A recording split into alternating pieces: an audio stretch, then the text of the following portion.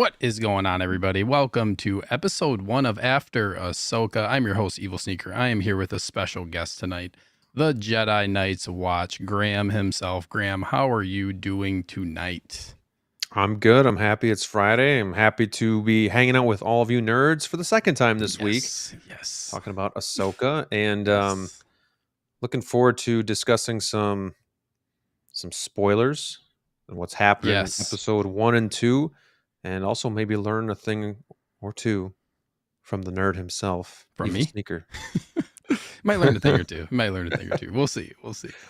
I'm excited, but yes, you mentioned spoilers. So this is full on. We're going all out. I know some other, people have been talking like, oh, let's keep it like spoiler free, but I feel like it's been a long enough time, and I kind of prep people, that this is going to be a spoiler discussion here. So I'm really excited to talk about it.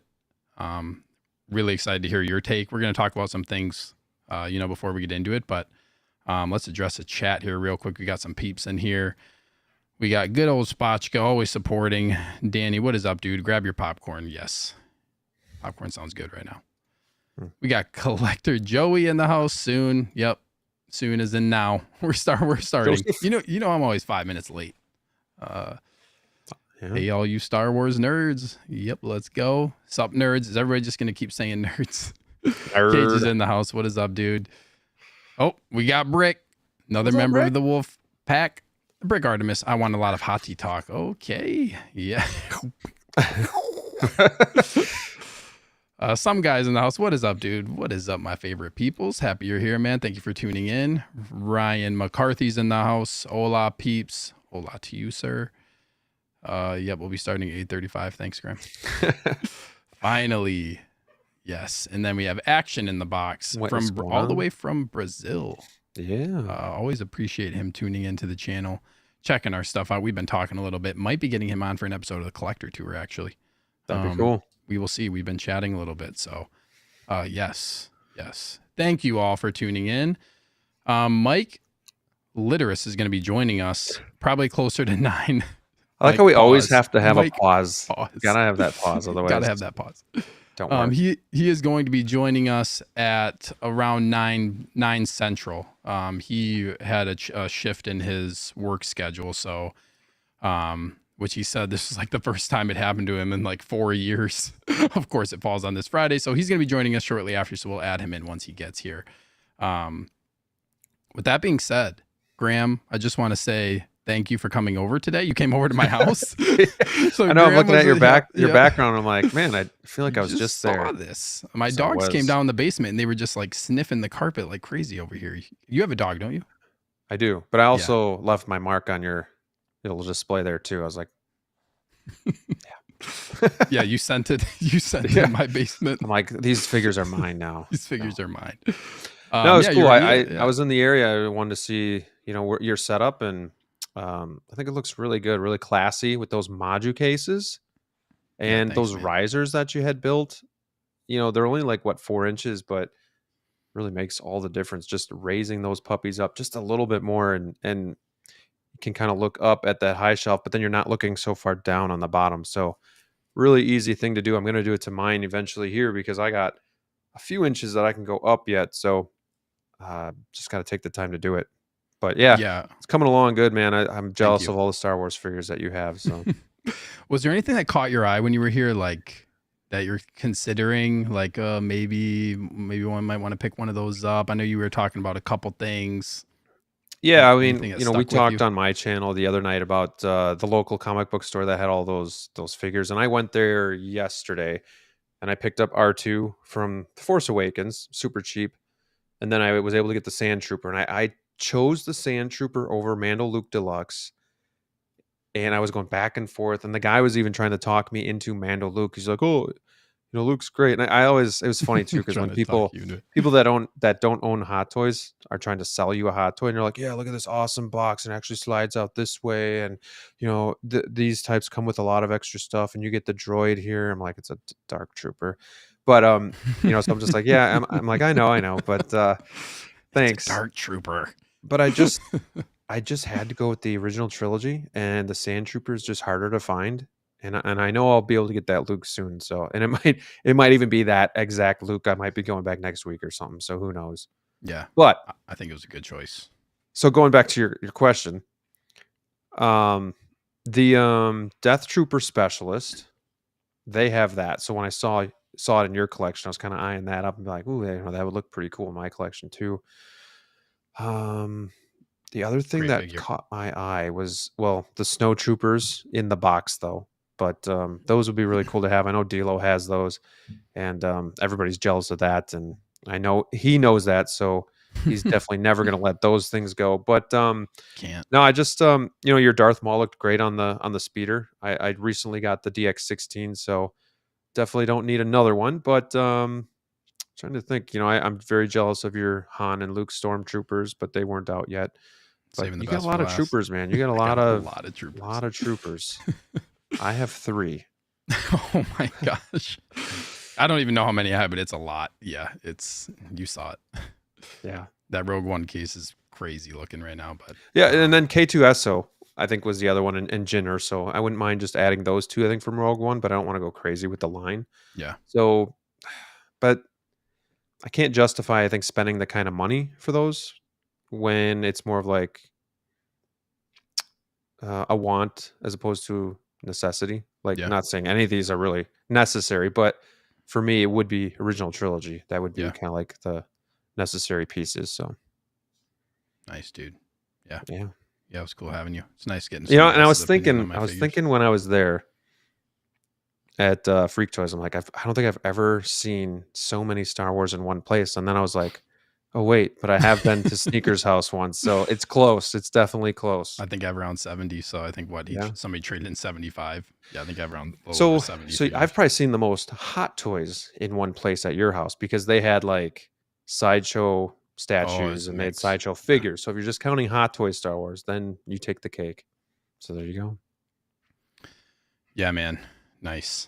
Yeah, it was cool having you over and getting your take on some stuff. Yeah. It was fun. Yeah, it was fun for sure. We'll do it again soon. Yes, we will. Frogman says, always good to see a fellow Michigan Star Wars fan. I think I brought up to him before, like, I'm from Michigan originally.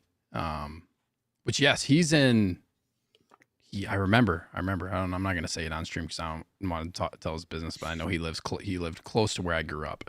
Okay. Frogman, cool. Thank you for tuning in.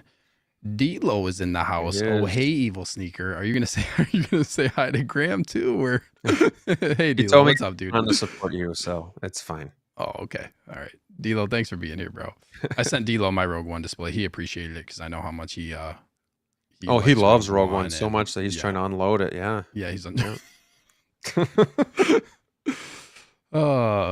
Peyton's in the house. Hello, everyone. What is up, Peyton? Thank you for tuning in, bro. With that being said, Graham, you picked up a couple. Did you say what ones you picked up from this place? I don't think you mentioned when you went to this comic. Yeah, okay. Yeah, I got R2 and then the Sand Trooper. I got Princess Leia elsewhere. She came in this week. And then I have Cad Bane coming next week. So excited to get him too. Yeah, what do you think of the Leia now that you like actually have it for yourself? I really do like it. It's weird because it's like a simple figure. It doesn't come with a whole lot, but I think it's really well done. It just screams like Star Wars. And I think the like in the past, I was thinking, Hoth Leia kind of is more attractive, like the figure that I would probably want more. The outfit has a little bit more to it. Yeah. But you can't beat those hair buns, like from A New Hope. So it's just it's just so so much Star Wars there that and I got her into a pose that I'm really happy with. So I think it looks good. When I first saw her in a store, I thought she kind of didn't look as much like Carrie Fisher, but going back, I don't know what I was thinking because I do see it and it looks, I think, pretty good. So it's one of those figures that aged well. I have that effect on people when they come and see my collection and they're like, yeah. So I saw it because I saw it at Freak Toys a long time ago. I'm like, oof, that's old and outdated. And it doesn't look very good. And I saw it in your collection. I was like, damn, that Leia looks pretty good. And then I couldn't get it out of my head. So I'm happy to finally be free of that torment where I'm just always searching for her. So I'm good. Yeah. Nice, dude. Congrats. Great pickups.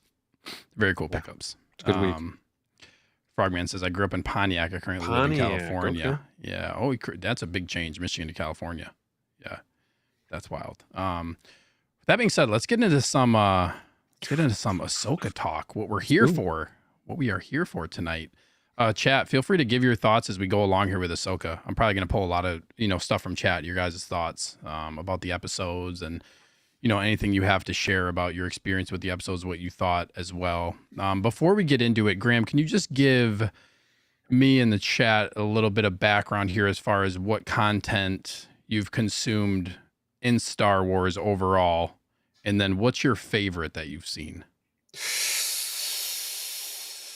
Well, I've deep breath. Very much big on the original trilogy. Grew up watching what Star Wars was back then. It was the 3 movies. I do enjoy the prequels, not as much as the original trilogy. Attack of the Clones is one of my least favorites, though, but I do like Phantom Menace and then Revenge of the Sith. Not a big fan of the sequels. I don't go back and watch those much. Love Rogue One.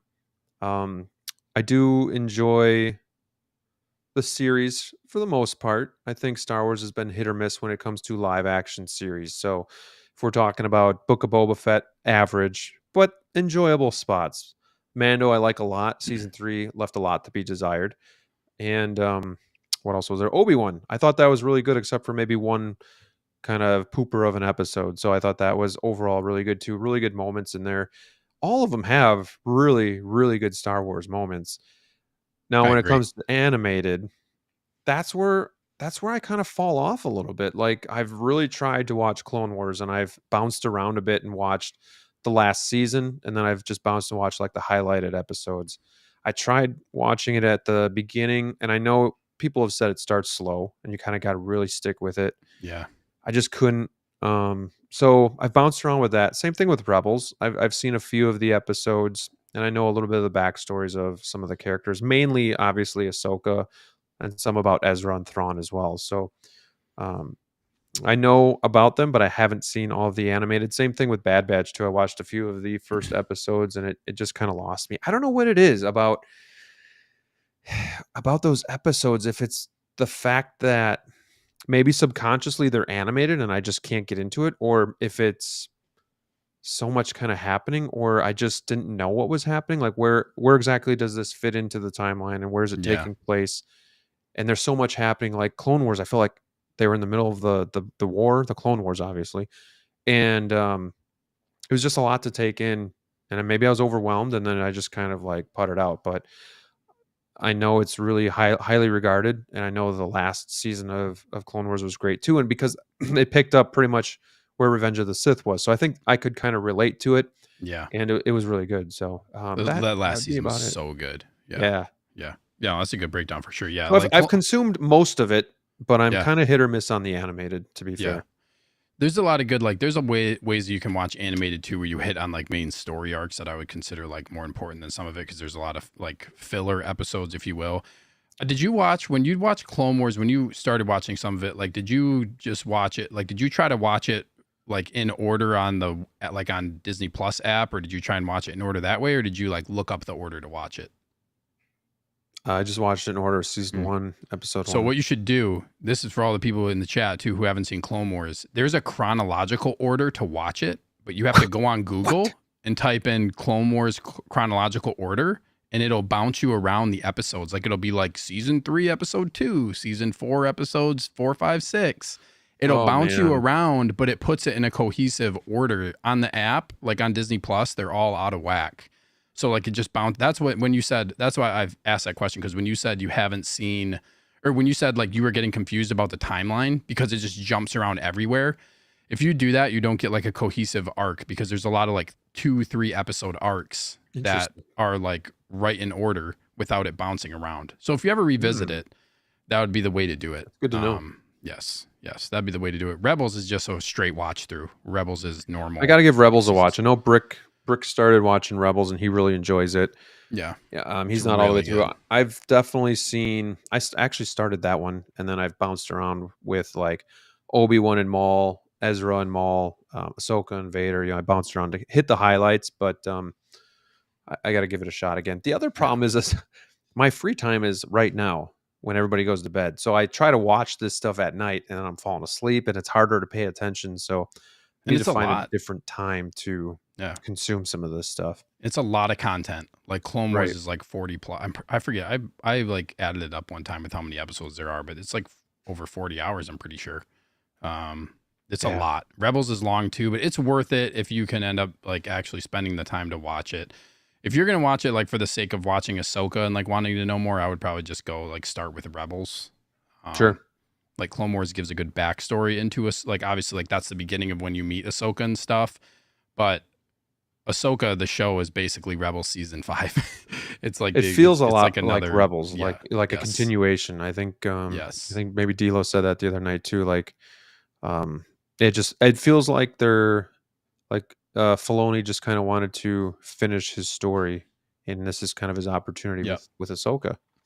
yep, yeah, 100%. This is like a direct continuation, and Rebels would be a good watch if you want to get a little bit more out of it in that sense. But thank you And for that.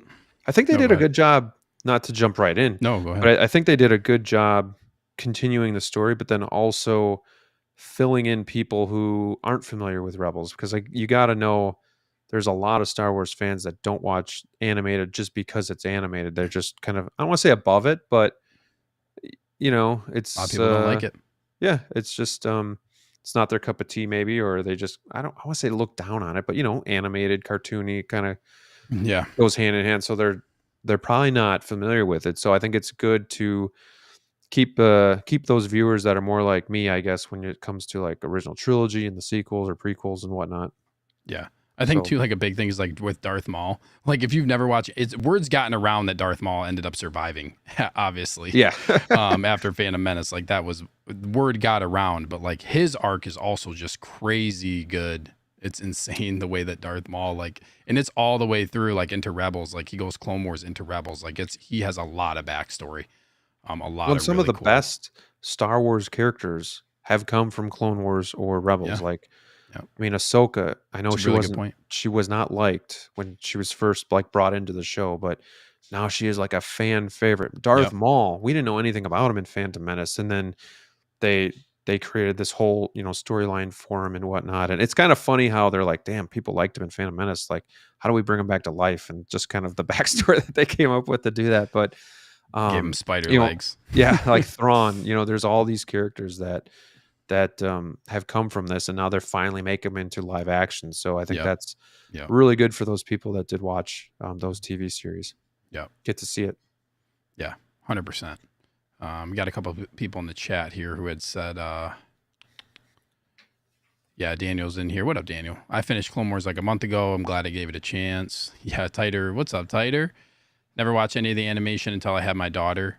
I feel like for the majority, you could watch animation with your kids until you get to like some of the really like. There's some like, yeah, don't get it twisted. Like some of it is not I would say Right. some of it's like not kid friendly. Like there's some violence and stuff.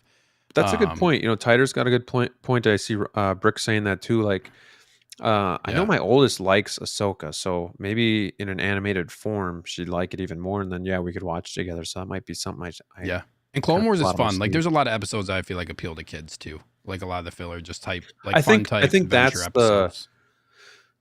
I think that's the taboo part of it for some of these hardcore Star Wars fans, where they think it's animated, so it's just for kids, and that's not the case. So I think that's where the big disconnect comes from too. Yeah.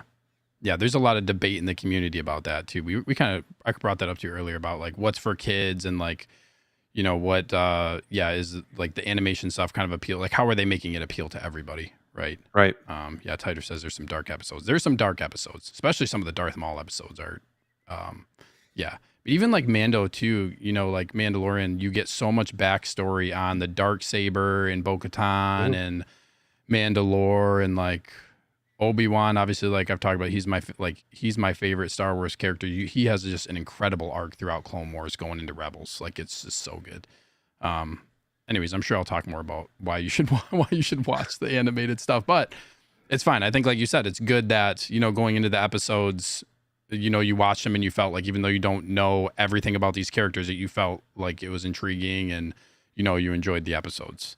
Well, and I think Mandalorian has done a good job of bringing some of that history and those Easter eggs to live action as well. And then you learn stuff from watching that, and then you can go back to Clone Wars or Rebels and be like, see, I know this, I know what they're talking about, and maybe that'll kind of help you get into it a little bit more and understand some things that are going on in the show, and then you'll be able to enjoy it a lot more. So I'm kind of hoping that happens too, because especially like when they went back to Mandalore and you're just learning all this, and then you go on YouTube and you search for some of the backstory stuff, you get really into it, and then I think watching the animated, it'll just be a lot easier. Yep 100%.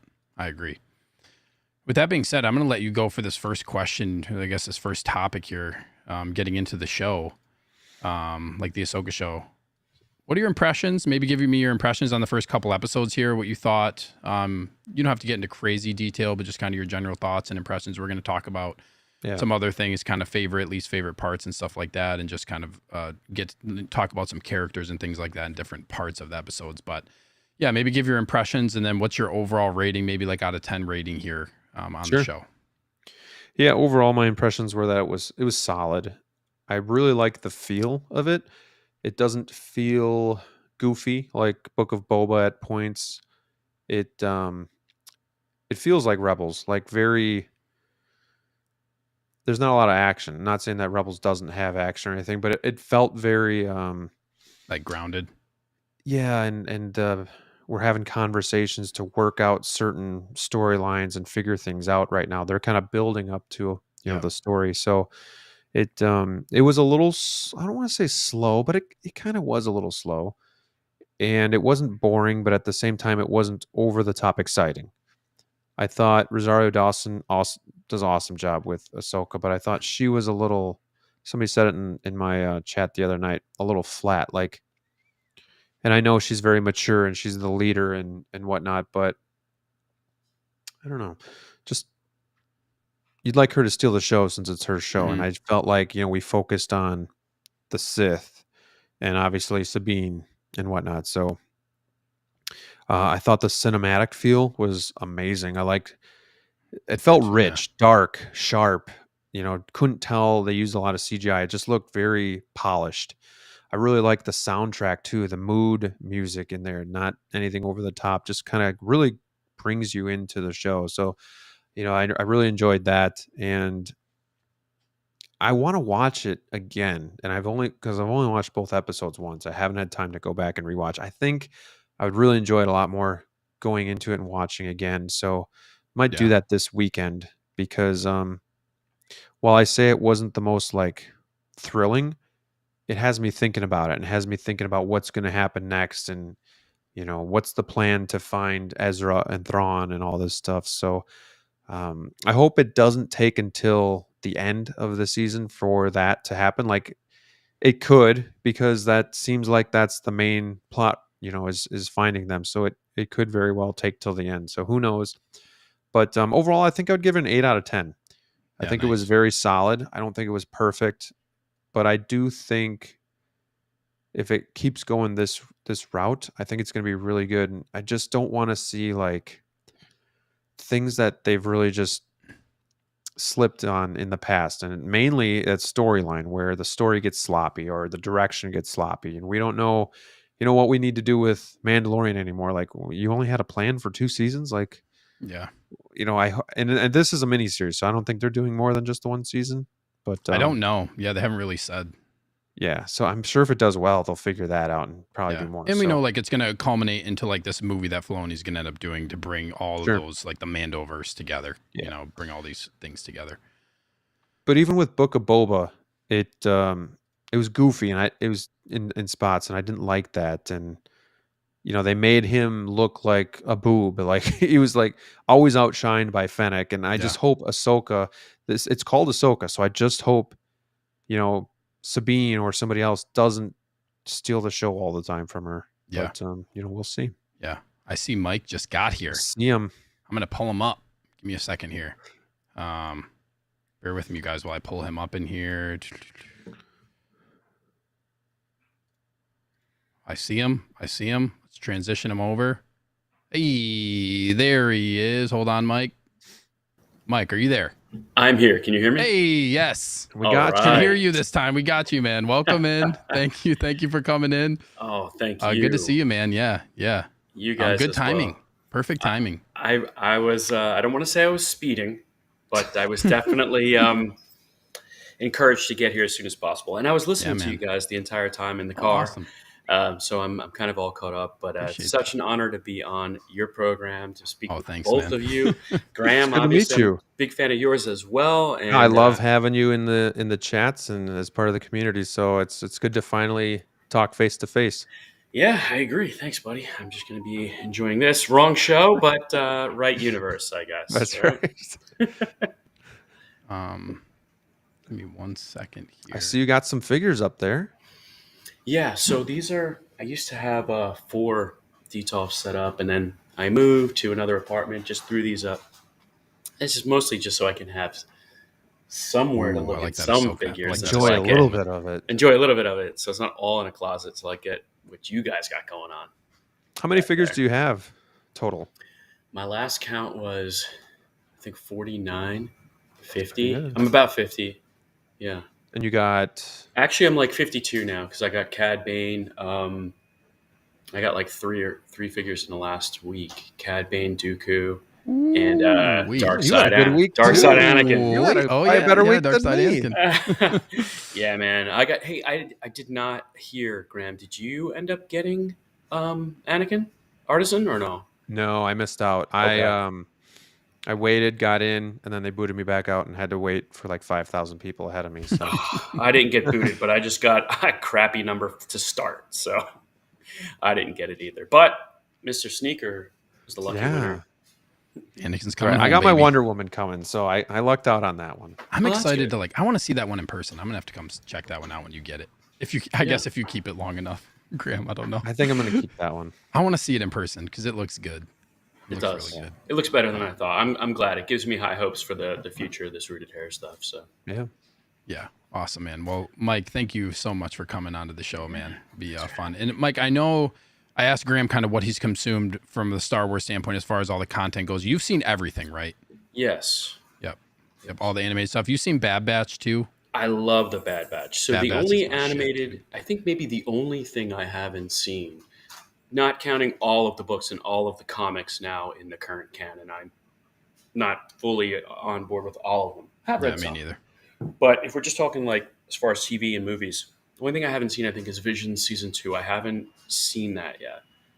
But Vision Season 2 is pretty good. Yeah. It's unique. It's kind of a unique thing. I would it's kind of outside of some of the other stuff, but it's cool. It's cool to see like other artists and stuff.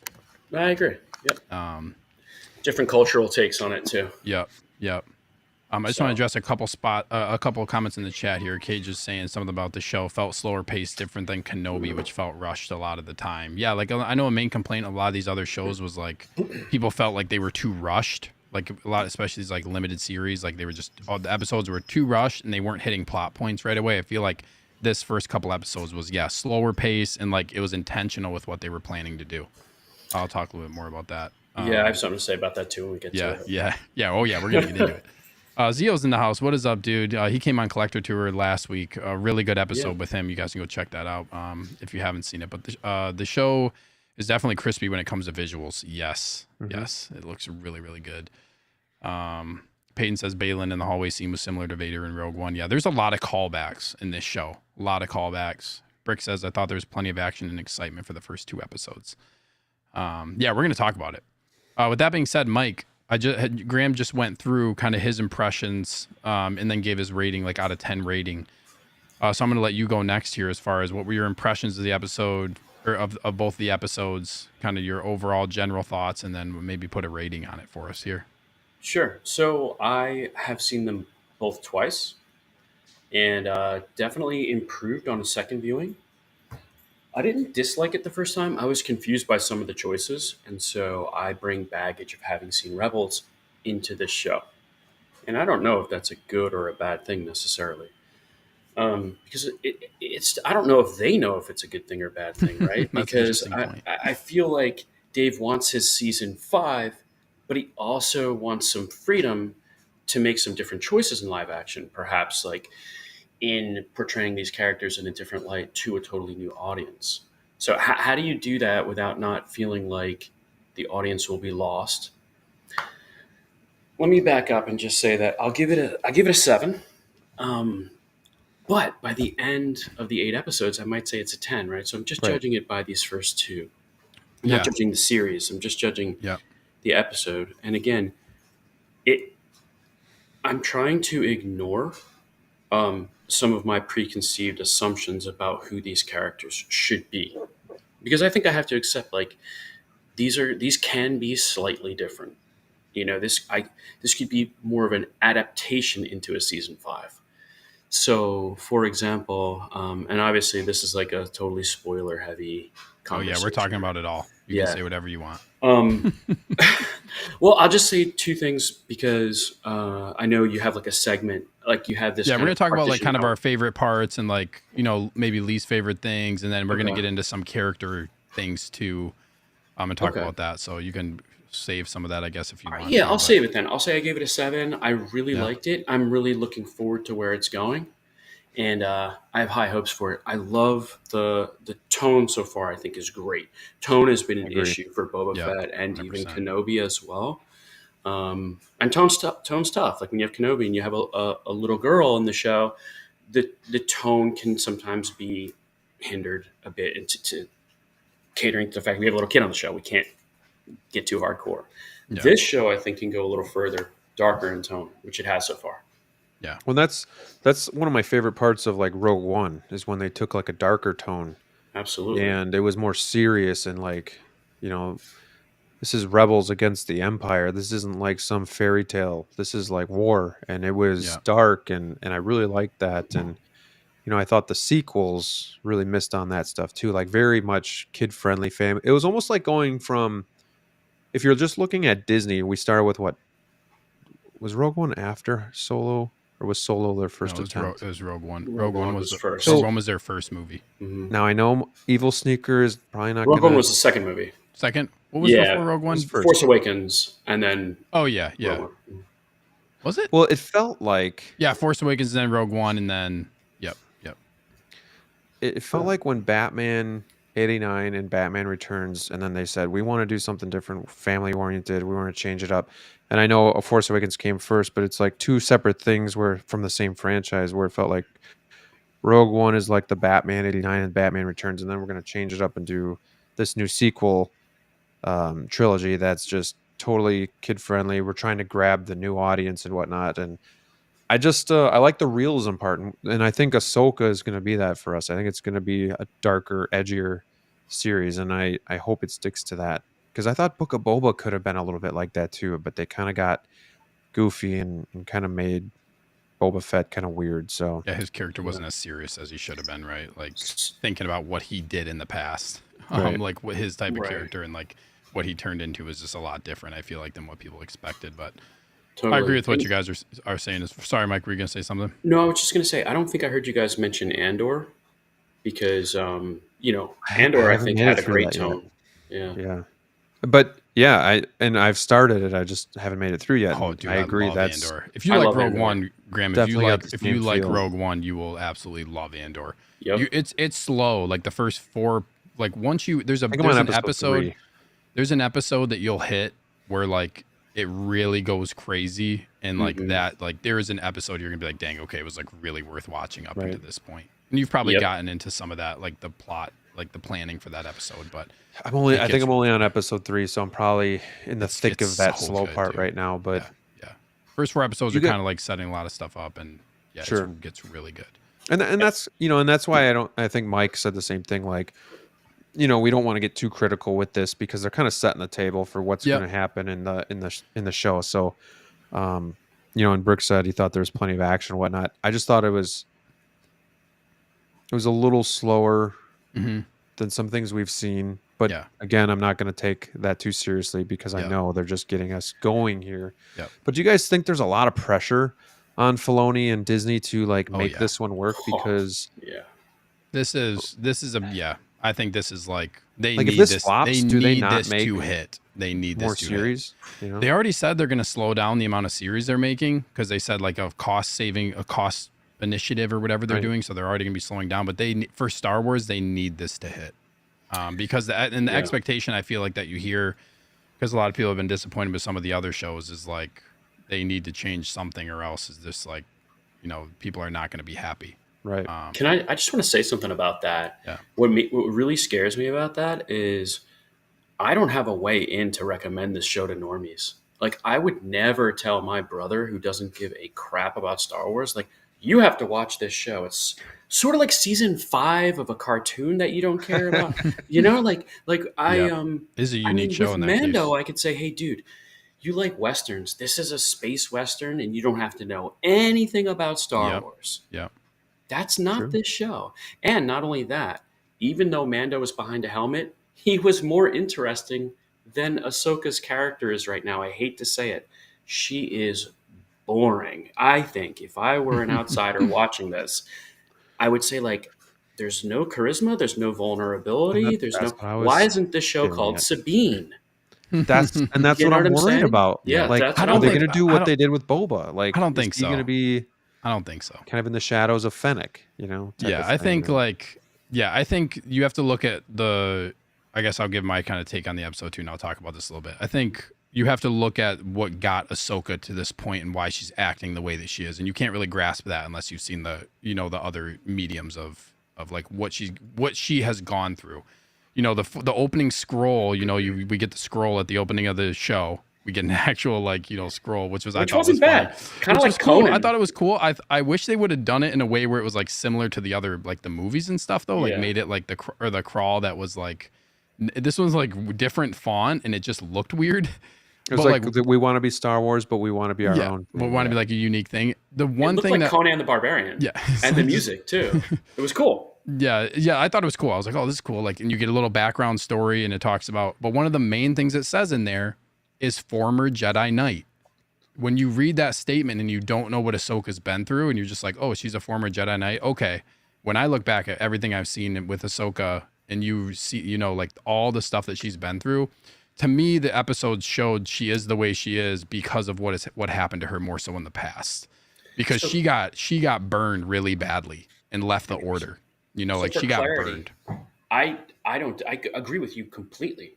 I just mean from an outsider's point of view. Oh yeah. So if somebody was watching, that's why I bring up the point because that's why I bring up the point when you said like if an outsider like Collector Joey, he got into Star Wars kind of watching Mando. Like he watched Mando and he's like, oh, this is cool. And then he went back and watched all the other Star Wars. This show is by no means an entry into like pulling Star Wars fans in. Right. And it's not a new subscriber pull. No. That's my problem. That's a really good point. I didn't even think about that. But this show is not like, I would say not just something that's going to pull people into Star Wars if they've never seen it. Or Disney Plus subscriptions. Yeah. Because that's what this is all about. That's why Andor got cut from 5 seasons to 2. Yeah. Because they didn't get the subs they wanted from season 1. Yeah. And everybody's losing money in live stream services right now. They're all bleeding money. Yeah. And they're not releasing this stuff on DVD or Blu-ray. Yeah. Hey, so Mando's coming out. Mando's coming out on Blu-ray. Okay. Because they're hurting. Yeah, they're gonna start. They're probably gonna start changing their strategy a little bit when it comes to that stuff. I want everything physical, so they can't change it in 10 years. Yeah, it'd be. But as far as like my thoughts on the episodes, I thought they did a really good job. And Graham, you mentioned this point of like, you haven't seen like all of the animated stuff, but you felt like you were intrigued and you've been thinking about the episodes of like, oh, like I'm intrigued. Where is this gonna go next? And you felt enough connection to characters. I think they did probably the best they could. They probably exceeded my expectations a little bit as far as how are they going to connect this to people who are Star Wars fans, who haven't seen the animated stuff, but also give a bunch of extra stuff for people who have seen the animated stuff where you can really dive deep into some of the stuff they're talking about. So I'm like really high on these 2 episodes. I actually would say like this is like a 9 out of 10 for me. There's a lot of stuff that I just really love about these episodes. And I think a lot of it is, what this is going to imply for the greater Star Wars like universe and everything. I agree with everything you guys were saying. Like the music was really good. I love the music matched every single tone that they were doing. Like when Sabine was on the speeder, I thought the music that they did, they nailed it. And like knowing how Sabine is as a character and like how she was in Like it had the perfect feel for her character. Like they couldn't have done a better job transferring these animated characters into live action. And then if you don't really know those characters, you get now this introduction of these like really good like Balin Skull and Shin Hati, who are just like two incredible, really intriguing characters who are really strong. 100%. And also like I know like Morgan Elsbeth was in Mando and like we didn't really know about her, but then like she's introduced and then you find out she's a Night Sister. Well, if you don't really know what a Night Sister is because you haven't consumed the animated content, it's not really that big, but the fact that she is a Night Sister and she's alive, like when Palpatine wanted all the Night Sisters wiped out, you know, like Dooku and like he had Dooku like basically help wipe them all out, right? Mm-hmm. Like the Night Sisters are more rare at this point in time than Jedi, like post Order 66. Like it is like huge that there's a Night Sister in my mind because you're bringing in like basically witchcraft. Like she's a witch who's going to be doing like, and she's powerful. So like that in and of itself, I think is just like really cool that they made that her character, which is just like another thing. Like it's going to be cool for people to see that who haven't consumed this. And then for the people who have consumed it, like, you know what Night Sisters are, you know, the backstories of the Night Sisters. There's some really cool stuff there. Mm-hmm. So like I said, I think they really did a good job, like connecting in that way to both crowds. Or maybe you played Fallen Order. And so you know Marin is a Night Sister. Yep. Mm-hmm. Yep. She's another one who's like, but yeah, it's real. And then you have like, you know, you have She's So Powerful, and then you have Balin and Shin, who are these two just like really unique characters who are like, they're really strong, but they're not like full Sith level. Like to me, I feel like they didn't make their lightsabers fully red, right? Like they're like a hint of orange because they're not like full Sith. Interesting. Which makes me bleeding them, but so they're really strong. And then where are they going to go as characters? Because like you see the opening scene of this story, right? Like Balin goes in and he just like destroys people, right? Mm-hmm. Just like does the hallway scene, kind of a flashback, like, or like a throwback kind of to how Vader did it. Like this guy is obviously survived Order 66 as a Padawan, and he is very strong with the Force. Like, do we really truly see this guy as a character following somebody else's orders for whatever the cause is going to be? Or is he going to end up trying to do his own thing? Like, that's the kind of stuff that I've been thinking about is like, you know, is he is powerful. And then, you know, you have when he's standing with Morgan Elsbeth and they're looking at the map and they start talking about like, well, this was like, they're in a distant galaxy, right? Like they're in another galaxy. This is the first time that they've talked about in Star Wars, like Star Wars is a galaxy far, far away. They're now implying that there's another galaxy out there, even further away, beyond what the whole Star Wars galaxy has been in. Like ever, I've never heard. Yes, this is the first time. So when you think like, okay, so now we're talking Thrawn is potentially outside of the main galaxy and he's somewhere else. That to me is like a huge thing as far as implications go for Star Wars as a whole, because Dave Filoni just opened up a huge avenue to doing whatever they basically want to. Like you can create a whole nother world out of basically like a whole nother aspect, whole nother worldview of Star Wars when it comes to that. So that's why I feel like I'm so high on these episodes, because they just put everything together so well, and everything that they set up is so intriguing. And I just really hope that they don't mess it up on where they're going. Because like they could just do so much cool stuff with that, as far as like, we don't know like what species are in this galaxy. Like we don't know Thrawn's there. Like what has he been doing? Like there's just so many things that are unanswered right now. And on top of that, just like all the characters are just being developed so well. And then the one other thing I wanted to say about Balin was like, he's basically saying like this was created by someone so powerful.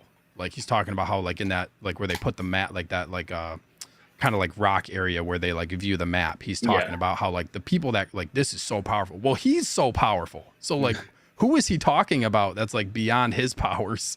So I'm just like really intrigued as far as like what's going to happen and like what we're going to see going forward. So I know that was kind of a lot of stuff, but I kind of wanted to dive in. Do you guys have any thoughts about that?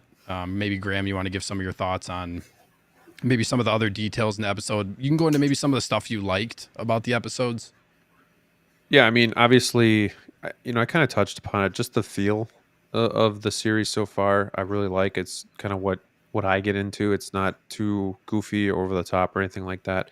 I think Mike's right about Ahsoka, and I was kind of saying like she felt flat, and Mike said boring, and I think that might be a better word because she was almost too stoic. Like, and I know she's wise, I know she's the leader, but I don't know. I want a little bit more from her as well. And again, it's very early, so we could be getting it. So, but again, just the feel of it, the acting so far is on point. It's a good story. Like, I'm intrigued by looking for Thrawn and what's going to happen. So, lightsaber fights were great. The one thing I don't like is seeing how many people survive lightsaber stabbings. Somebody had to bring this up. I'm really sick of this.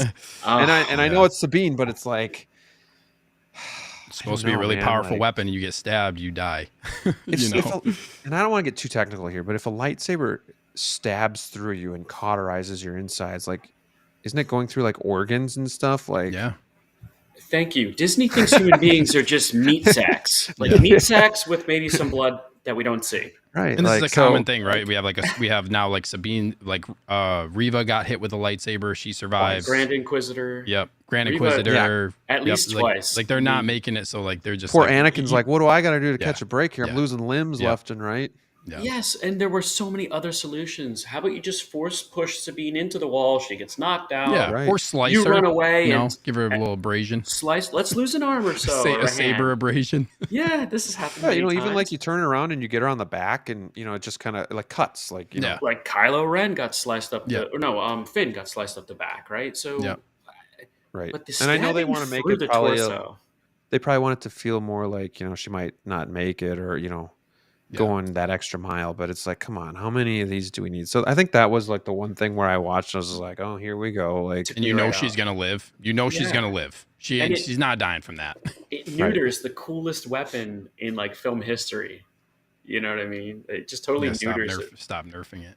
Yeah. Right. Yeah, because this is like the most fearful weapon. Like, this thing, you touch it and like, that's something I think about too, is the one they're all fighting. I'm like, what if they accidentally fall on their lightsaber? I wonder if I'm just thinking like in battles of Star Wars that we don't see on film, like the embarrassing things where people have like chopped their own hand off or weird stuff like that. But sometimes I watch I don't know why they come up my feed, and they're actually really good. Some of them, it's like these real swordplay guys, and sometimes they do lightsabers, right? And they're like, actually, that's all BS. If lightsabers were real, you would just go like this.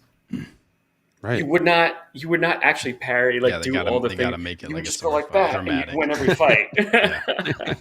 So that's a really good point, Graham. Like, I remember. So this is really funny because, I mean, if you've seen the trailers, you see that Sabine fights Shin Hati again later in a lightsaber fight.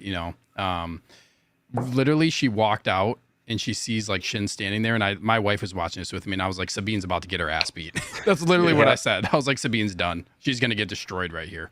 Because you knew it was coming. You knew like Sabine had to I think the bigger part of it is like, I agree that I think she didn't really have to get stabbed, and like they didn't really have to make it that dramatic. But I think the whole point was like Sabine had to fail.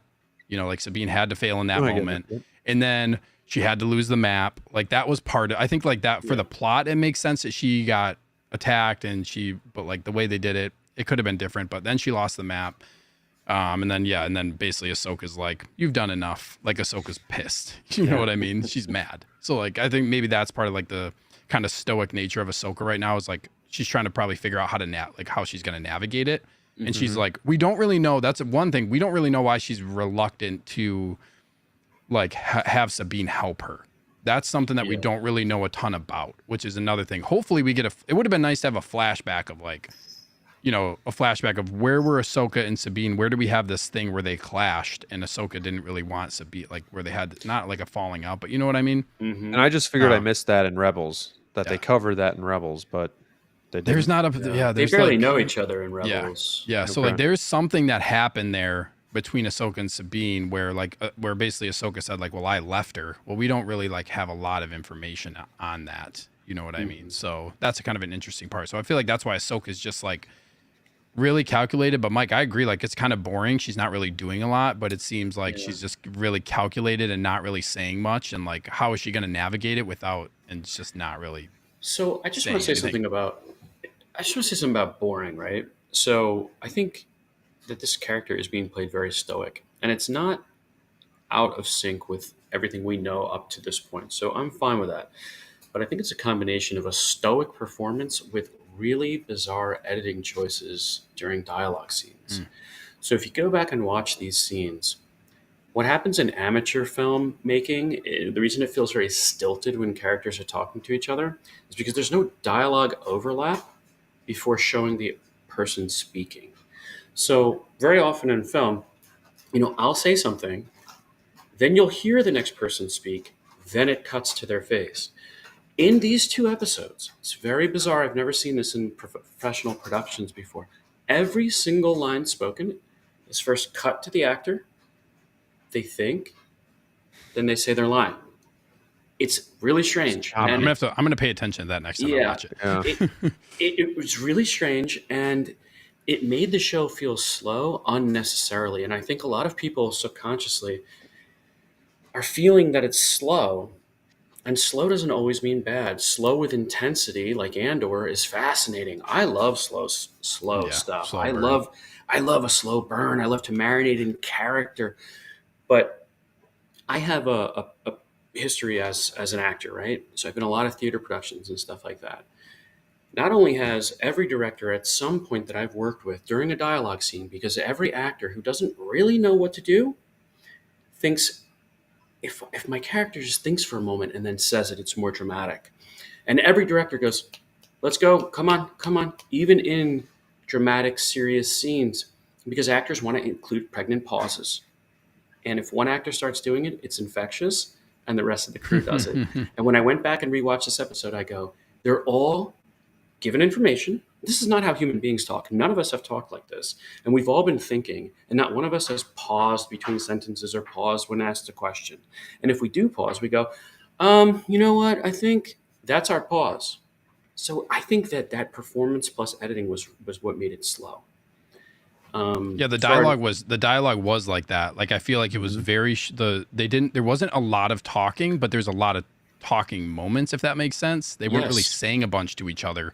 It was just like really calculated, slow dialogue in a lot of the moments. And that does not work very well. Now, if you guys know George Lucas's one actor's note, he's famous for not being the most attentive director to actors. Do you know what his one note is? And they made fun of him so much so that when he lost his voice, they gave him cue cards to hold up, in which he was like, really? The cue cards read, faster, more intense, faster, more intense. Those were his only notes to his actors: faster and more intense. And you go back and look at those 6 films, you might not like the dialogue, you might not like certain choices. They're never boring. When characters are talking to each other, it's not it's boring. Always really good dialogue. It's a good point. So that's just really my analysis of why people think it's boring. And it sucks, because it doesn't mean the show's not bad. It's just editing choices. Yeah. Anyway. And I don't think it doesn't bother me to that level. Like it's fine. It's something I can live with. And it'll be like with this first 2. And with the first 2 episodes of that happening, I think it's okay. I think they're setting the tone. Like I said too, it felt slow, but I don't think I was necessarily bored, but I was like just wanting it to pick up a little bit. But I will still say too, being that, again, I've just dabbled in some of this animated stuff, learning about these characters, it definitely makes me want to go back and learn more about them going through Rebels. So, Mike said maybe this won't be for new fans or whatnot. Maybe though it'll get fans to go back and watch Rebels or something like that. So could spark some more interest in that. And it could. Yeah. I just want to be clear. I'm not a lifelong Rebels and I didn't grow up with Clone Wars and all that. I just got into the animated in 2020 COVID lockdowns. All right. I finally said I hated the Clone Wars movie back in the day. I thought it was I just didn't get it. Once you get past that movie and into season 3 and 4, you're like, holy cow. So I'm not I've heard it's season 4. Yeah, dude. So I'm newish to this as well. So I really, and now looking back on it, I'm like, oh my God, imagine if all I knew about Darth Maul was that he was cut in half. I still remember seeing him in Solo. I love that I know so much more. What? Yeah. What?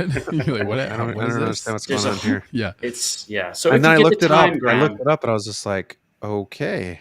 Yep. Interesting. And I don't even want to tell you what happens later on, because it's so great. And we're talking all the way into Rebels, dude. Yeah. So if you can. Anyway, one that's of the my best pitch. moments of Star Wars takes place in Rebels with 100%. I've seen it. Yeah. Yep, I've seen it. And Oh yeah, so you've seen it. far, Okay. You've seen the Twin best- Sons then. Oh, you've seen it. Okay. Yeah, Twin But Sons, so a great far, I Rebels think- episode. I think the best Disney Star Wars is Rebels and Clone Wars Season 7. Yeah, To me. Clone Wars season 7 was so good. That was good. Yeah. Yeah, I just want to get to a couple of chat. There's a Yeah. few chat questions or comments here. Let's see. Disney treats lightsabers like inconveniences. Yeah, Brick, you can cut someone in half too and live apparently. He was talking about Sabine here. The first episode, she lives. Yeah, like she's gonna live. So it's like dramatic effect. And yeah, did they have to do that? No. And then they show the scar. Like she's healed. Oh, she's got that abdominal puncture and it's all like healing up. She's probably got the best health care in the Republic, I guess. I don't really know how that works, but she's in like a nice hospital room and stuff. So Spotch is like, that took me out of it. Yeah, his enjoyment went. Yeah, like that was. I think they did it for the plot, but they could have done it a different way. Right. They didn't have to stab her. There's no way to. There's no reason to have her get impaled by the lightsaber. They could have just not as egregious as Book of Boba, but with What- two what- stabbings. Yeah. Oh, But Wait, no, 3 really, because Reba gets shown stabbed twice in the abdomen, and the Grand Inquisitor is also stabbed. oh, you're right? talking about Kenobi, yeah. Oh, I'm Yeah, sorry, like- Kenobi. No, yeah, you're fine. You're fine. Yeah, it's just like weird. It's a weird. Everyone's just When was the last time somebody got stabbed with a lightsaber and they died? The ship captain in episode 1, I guess, right? But it's like convenient. Like, okay, he dies because he's not a hero or whatever. Yeah, just like But they can I gotta. just- They gotta. Yeah, go ahead, Mike. Go One ahead. thing on lightsabers, though, dude, I do want to compliment them because typically Disney Plus shows the lightsabers look like lighted tubes, which is what they are. These actually, you could see Filoni gave some care and made them flicker and fuzz in the way that they used to in the films. Yeah, they looked And really I really good. appreciated that. Yep, I thought they looked really good. Brick says Game of Thrones was slow at the beginning of their seasons, and by that at episode 9. Yeah, but we're talking Game of Thrones is kind of different because they were building on so much. Like in these Disney shows, like they have one shot. A lot of these are one season. They're getting one season and they're not getting renewed for anything. So like Game of Thrones was building on something bigger where they already had we have multiple seasons out that we can go where they can just keep building and building and building. But Game of Thrones is obviously also one of like the best slow burns you can have. And you always knew it, like, oh, episode 9 is coming up, like it's gonna be a banger episode. Like that was like kind of the That's intention true. that they set. Yeah. I really like this comment from Spotchka. It almost felt like Dave Filoni had a bunch of imagery in his mind for this premiere, so instead of a bunch of dialogue, it was more cinematic and let you take it all in. I did Which feel I like like. this. Yeah, I felt like the cinematography was really, really good. Ryan says, do you think Star Wars will become harder to watch for casual viewers, similarly to Marvel, where you need to see everything to keep up? I will say it would be. I mean, if I'm recommending getting somebody into Star Wars, it's not any live action series that's been on Disney Plus. Like the thing is, you tell some, like I always tell people, you just need to either watch the original trilogy, either 4, 5, 6, 1, 2, 3, or go 1 through 6, whatever one you really want to do. Speaking of that, I know Brick was getting his wife to watch Star Wars for the first time, and he thought he had a good idea, which he probably did, but like watch it in chronological order. But I still think, and we both talked about this and we agreed that people should start with 3 and watch 3, 4, 5. Wait, 4, 5, 6. Yeah, like original trilogy, you're saying Right. start with. Release date, release order. Because you lose a lot of those twists if you start in the beginning on. You lose like those family ties and whatnot. Yeah, and I agree. I still would say think people should start with 4, 5, 6. I usually tell people too, like, start with the original trilogy, and if you don't like the original trilogy, then maybe this isn't for you because it's all Right. set, it's all set on the original trilogy. Like, That's if you true. don't like what that is, what the universe was made on, then you're probably gonna have not a great time with the rest of the stuff. If you think space wizards are dumb, bail now.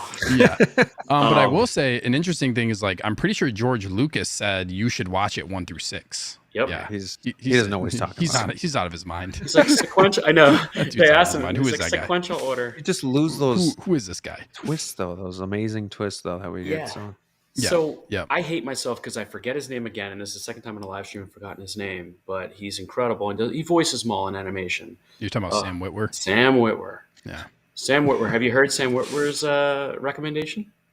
Was he the one that said like you should just watch all the Clone Wars that you can? Mm-hmm. Like you should just watch all the Clone Wars and have your kid, like if you're introducing it to your kid or something, have your kid just watch all the Clone Wars. And then I forget what he says after that. Did he say 1 through 6 after that? So my kid is 8 months old, and I beat myself up for this every day. It's like, whoa, how am I going to introduce him to Star Wars? So I think about this every day. And I like Sam Witwer, his comment. So it's all the Clone Wars you want. Then you watch episode 1 and 2. Then you watch 4, 5, then 3, then 6. And if you could follow that, that's awesome because I said it kind of quickly. Yeah. But if you think about what happened in each one, like you learn who Anakin is, then you see him as a boy in episode 1, teen in episode 2. You don't know he's Vader yet. Then you watch episode 6, you're introduced to his son, and you're hearing, oh my God, something bad happened to Anakin. He was killed by this guy, Darth Vader.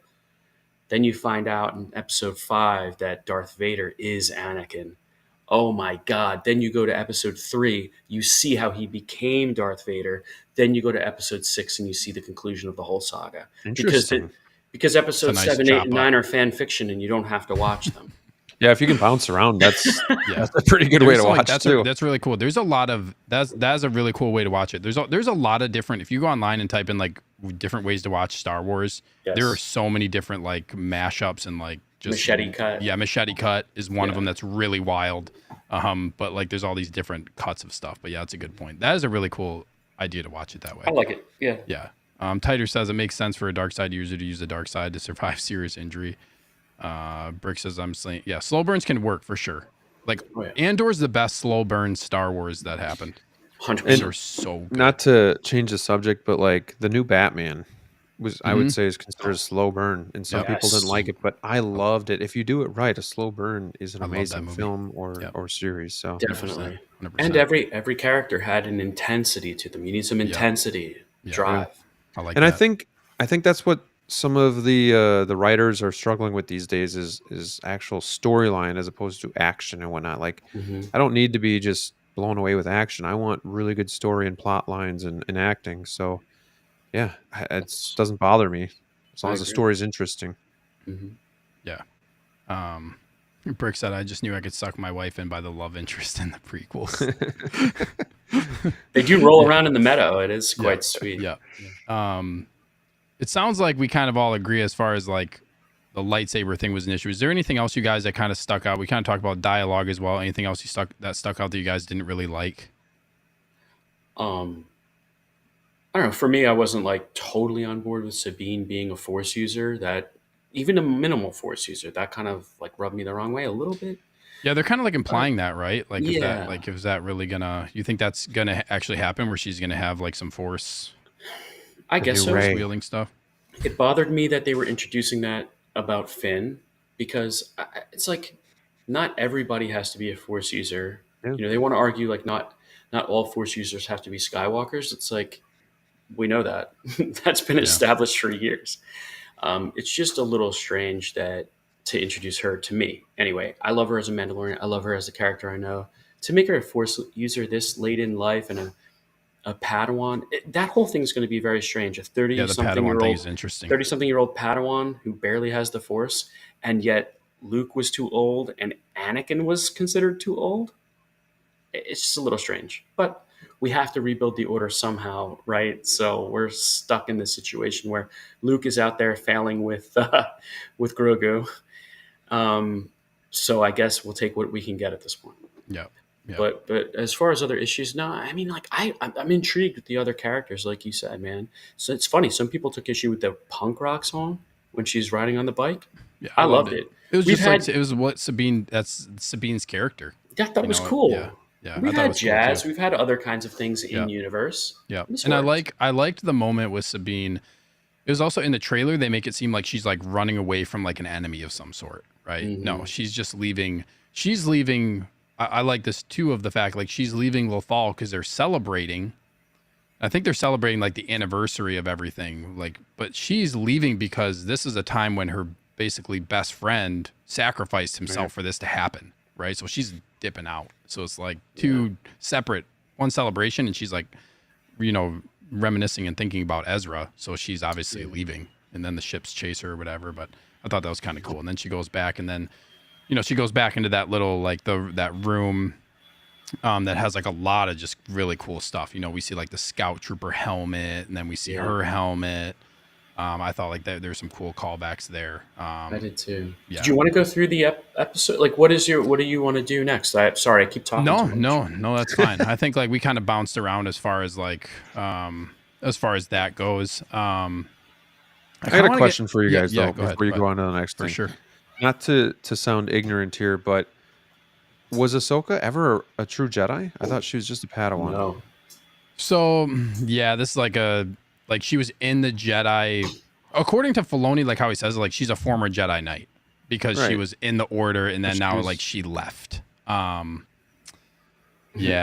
I feel weird arguing with Dave Filoni. Right. I go based on that. You could argue that like because she left the Order and stuff that it didn't happen because she was Anakin's Padawan.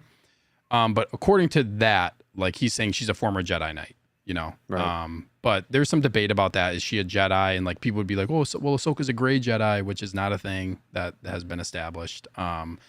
So that's kind of like a tough question, but I'll go based on what they said in the show, defining her as a former Jedi Knight. That's what I would go with. I'm fine with that too. Yeah, that's like what I would say. But if that didn't pop up, I would probably have a little bit of a different take. But if that's now what's being established, then and she honestly, like, I mean, she should be considered a Jedi Knight. You know what I mean? Oh my God! Look how she survived Order 66. Like what she did. Kate says, I think Maul got it right by calling her a part-timer. I loved it. Yeah. And he calls her Lady Tano, kind of sarcastically. Ahsoka and Maul has just some awesome stuff. Their lightsaber battle is just one of the best. So good. Brick says, I could see her becoming almost a Jedi, kind of like there are two almost Sith. That's true. Yeah, so that's what I would say about that. Does that make sense, Graham? Yeah, makes sense. Yeah, Ahsoka's a very complex, like, interesting character. And there's a reason why so many people love her, because her arc is just so good. Right. We can talk about, I'll give you guys kind of the option. We can kind of talk about, like, we can go through moments of the episode if you want, or we can talk about characters, characters that you like. Do you guys have a preference as far as what you want to go through? Yeah, okay. Let's go characters. I'm going to transition us over here to this thing because I pulled up this. Should be able to see it here. Like I said, if I'm talking too much, I've been thinking about this show all week, dude. I've been so excited, so I'm sorry if I'm like, ugh. No, you're good. Yeah. No, I've been amped up to talk about it too because I have a lot to say. Can you guys see this okay on your end? I see it great. So I wanted to just bring this up. This is like the stills gallery that I saw when I was searching for kind of pictures that I wanted to pull up of the episode that I thought was pretty cool as far as like it shows a lot of, different characters. Is there any character you guys want to talk about in particular to start here? Can we talk about Sabine for a second? Yeah, let's talk about Sabine. 100%. So on a superficial level, I think she looks perfect. I think this woman was born to play this role. I love Sabine from Rebels. She's one of my favorite characters in Star Wars. And I think she's not only a great actress so far, I've never seen her in anything, but she has a lot of little subtlety to her performance that has really intrigued me. So I'm super excited to see where she goes. And she just looks like she left right out of the animation. Yep, they really nailed the casting for her, and I feel like for all the characters. But yeah, this is really cool how they have the mural. So this is like this Rebels mural, right? And they transitioned the show like the same exact scenery as it was from the live action. Like they show you the live action perspective of it. Mm-hmm. I thought that was really, really cool. Yeah, with the cat in the background. And Graham, we should tell you this is not. I think this will just help your appreciation for her.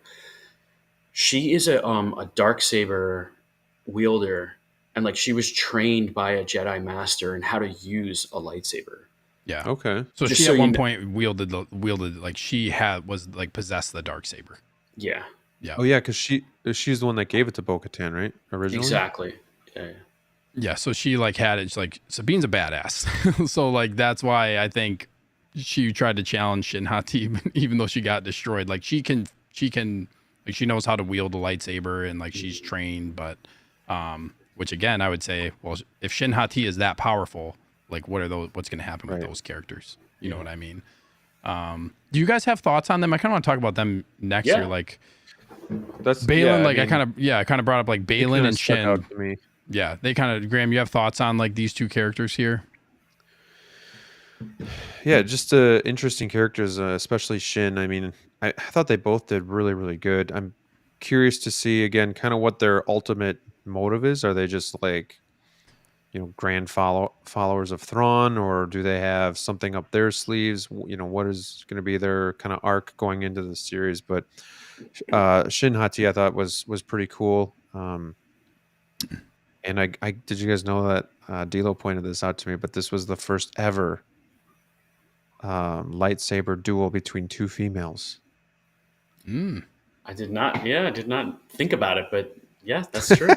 We don't think about it, but people see how point non-sexist it out, so. we are. I know, like I'm trying to think if there was a battle between Asajj Ventress and maybe it was live action. I don't know. Oh yeah, live action is the first one. Yeah, no, but I thought she was good. She was very intimidating, just very.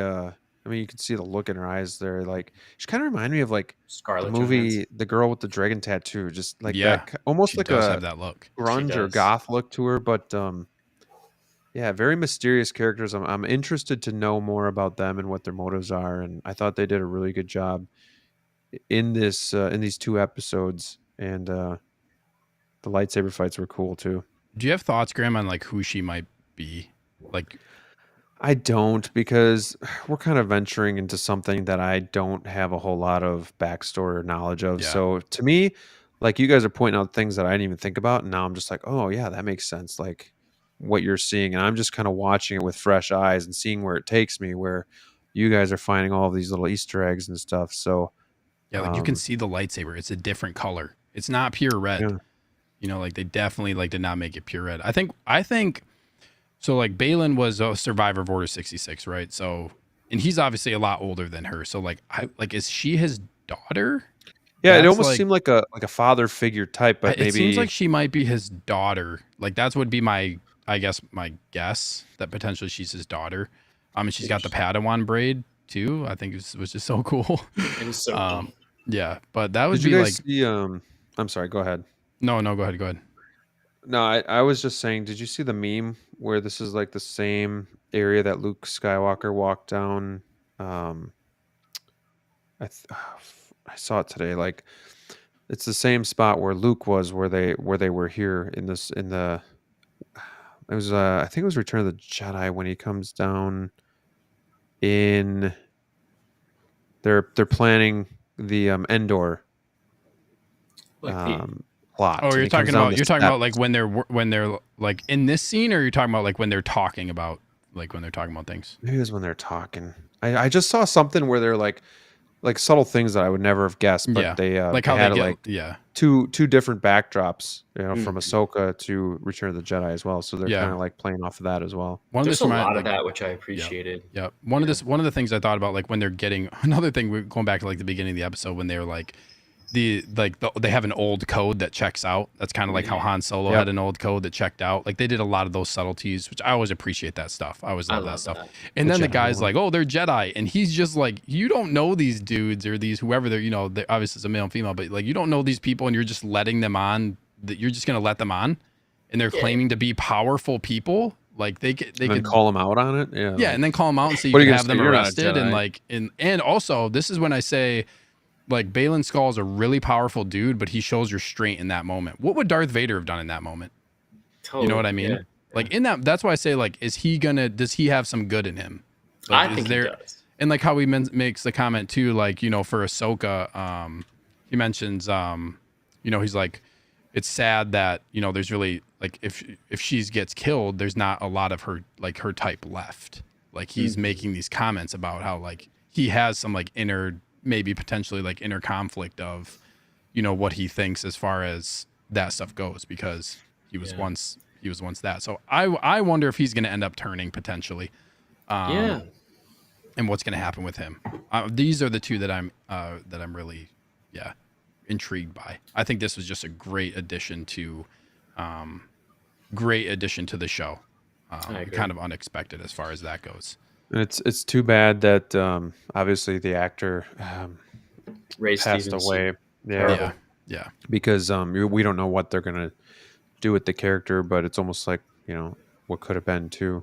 But yeah, I know. I don't know what they're gonna do with the character. That's interesting. Like, I don't know what they're gonna do with this character. And I mean, I guess one thing we could talk about too is like, by the end of this season, who's gonna still be alive? Because like somebody's probably going to die out of all of these characters that we've seen in these first couple of episodes. Yeah. So that'll be interesting.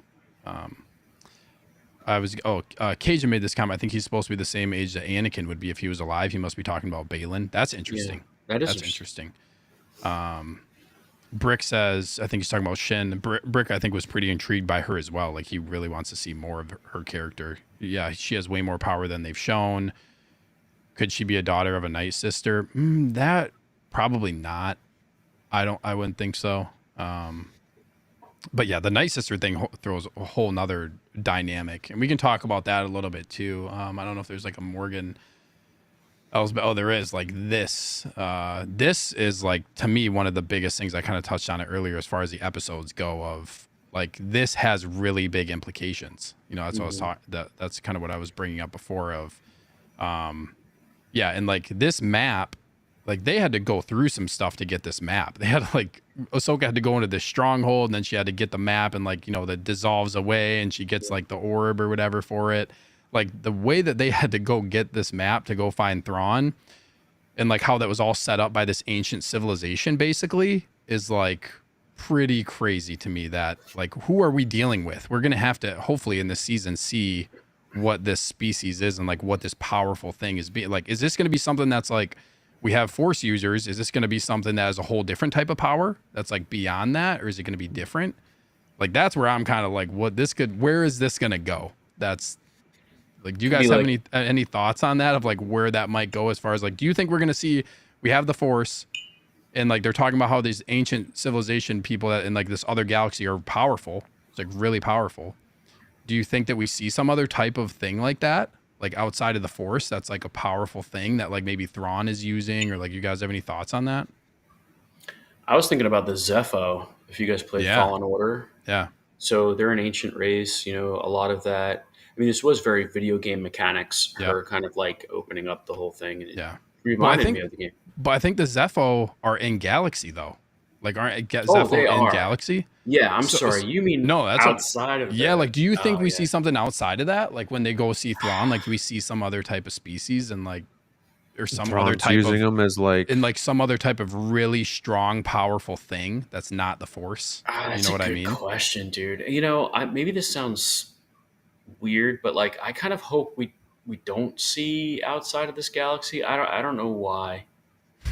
Maybe I'm nervous. Probably because you're worried about what they're gonna if that's the thing. If they introduce something and it flops, and like then it's there and it's in Star Wars, and you're just like, oh my gosh, you're just like scratching your head of like, why is this a thing now? And then they're gonna make this a really big thing. That's gonna be a problem.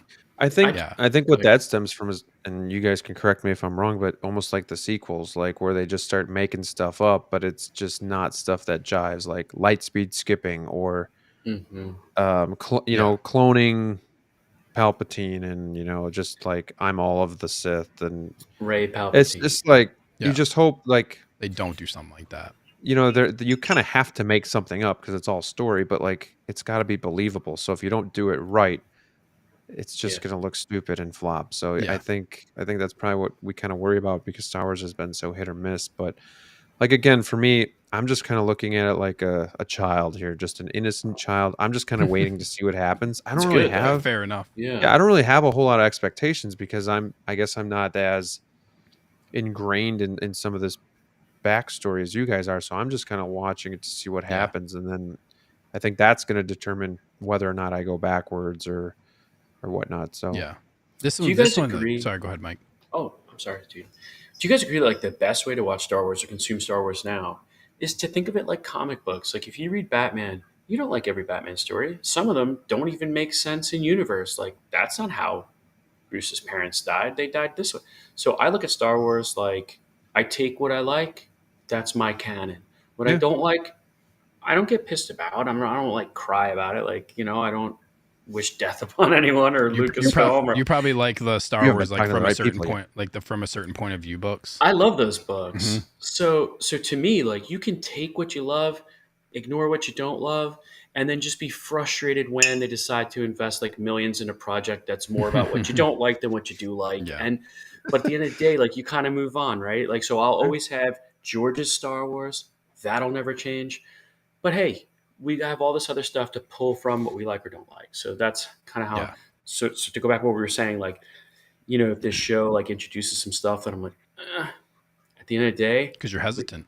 Yeah, I'm hesitant, but I'll be buying a lot of Hot Toys from this show. I can promise already. I can promise you that. Yeah. So I definitely think the same way about that too. Where like, definitely more into the OT, and I kind of almost like for anybody that likes the sequels, that's perfectly fine. But I almost just in my head pretend they don't exist. But I don't like. Do I. It's fine if you want to like them, but I just kind of ignore them and exactly don't have to like everything. And dude, I don't think anyone else is stupid or lesser than me or any of that crap for liking it. I mean, there are people that I know are smarter, cooler, whatever, better looking that love the sequels. I think, and God bless them. This is not a judgment thing on people. I think the one thing I hope for is like, just like the prequels got so much love for them, and I think a lot of it came after like this animated stuff came out and things got fleshed out. Yes. But that's not an excuse to not make a good trilogy right away. Like you shouldn't need all these other mediums, because if you go into the sequel trilogy and you look at some of the other novels and you look at some of the other stuff, like there's good stuff in there. But like you shouldn't have to go search for it when it comes to that. Like you should be able to watch just like the original trilogy. You watch it, it stands alone, that's your foundation. You shouldn't have to build the foundation back up when you drop the movies. But hopefully have a plan. Yeah, have a plan. Like they really messed up not doing the same director, obviously. Like we could go on and on about this. This is Star Wars. Have a plan. But hopefully with like Mando and like hopefully they can flesh. Hopefully when we look back on this in 10 years, hopefully they have fleshed some of that out to make it a little bit better.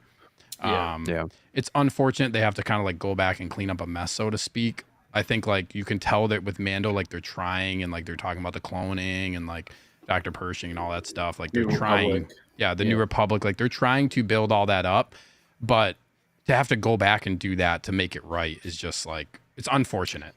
I appreciate that they're trying and like I am intrigued by some of the stuff they're doing there, but it's unfortunate that that's how they have to do it to make it right. Right. And I almost felt like they were doing that a little bit with Mando. Like that was their goal, is just to tie it to the sequels. Everybody loves it. So now let's tie it to make the sequels make more sense or well liked. And I don't know how I feel about that, but no, I agree. They did some things, but it for a little bit it seemed like it was going to be like completely like work it into the sequels. So Reese is in the house. What's up, nerd? Sorry, Mike, I'm blocking off your face. I'll try to not leave it on there very much. Reese, what is up, dude? Kate says, my fear is a multiverse like Marvel. Like in this galaxy, Palpatine was raised as a Jedi, and here's what happens. If they do some shit like that, I'm gonna lose it. Yeah. I'm gonna lose my mind if they do like a clone or like there's a multiverse where like you can have another character of the same, like how don't do that. Or if they come to Earth, please don't do that to Star Wars. Yeah, or if like they go find Thrawn and Thrawn's on Earth. Thrawn's in New York City hanging out. Yeah, fuck no. Oh my god, running a business. Yeah. Bears and Dons. He's like, I have no problems with you guys. I'm on Earth now. Yeah. Let's see here. Spotcher says it's going to be hard for fans not to accept anything too new to the series. Younger fans will accept and know that as it is, but for us older fans, I mean, we're crossing also like the span of time that we're crossing. It's inevitable that you're not going to like stuff. You got the 1977 all the way to now. Like there's obviously a lot of change that has taken place during that time. Disney bought Star Wars. They wanted to take it a new direction. You're not going to like everything because there's going to be different mindsets and all that stuff going in. I think the one thing that unites everybody in Star Wars though is like the original trilogy. You know what I mean? Yeah. Everybody can be united on that. Besides Collector Joey, but that's fine. Yeah. He's like, I got into Mando. I love Mando. I wanted to get back to a couple things. Like Brick had said, in this like potential other galaxy, like, is that where Thrawn gets his army? And he made a good point of like, he's got to be doing something. He's not just sitting there. Right. Yeah. What's he been up to this whole time? What is he doing? That's what I'm curious about. Yeah. And what are they going to do with him is also a really big thing. I'm sure we'll see another like in the other episodes, we're obviously going to see him. But then you look at like when this show is done and Dave Filoni does his movie later on in whatever 2025 or 2027, probably 2027 or something like that. It's going to be years away, obviously, after all this gets wrapped up. Like Thrawn's probably going to have to die because they limited that potential in the sequels unless they put him somewhere else. Like, you know what I mean? He's not a big part of the sequels. So where's Thrawn gonna fall? Like, you know what I mean? I know exactly what. So like Thrawn is going to probably like inevitably Thrawn is probably as a threat going to be neutralized because we know what happens in the sequel trilogy. It's Palpatine. Thrawn has nothing to do with that. So like, what are they going to do with Thrawn that's going to make it? Cloned him. He cloned him. Yeah. With Thrawn being the character that he is, and like Thrawn is a great villain. Like he's going to be an amazing villain, hopefully for the show. But like they have to serve him right, and if he's going to die, they better do that right too. I'm getting way ahead of things. No, that's one of my concerns. It's something too, that I've been thinking about with Thrawn. Yeah, like they have to do his character justice in a way that it's going to fit into this with the sequels. He's one of my favorite villains of all time. They're characters, so you would think they would, but then you go back to Book of Boba, and you have a great, villain like Cad Bane, and you see him for 2 scenes, pretty much, and then they just off him. So you just hope like it's not, we don't see Thrawn like just at the end, and it's 1 episode and he's gone. Like hopefully we can kind of savor that villain a little bit longer and be able to enjoy it more. Yeah, it's a good point though. Star Wars does have a history of killing off great villains very early. Maul.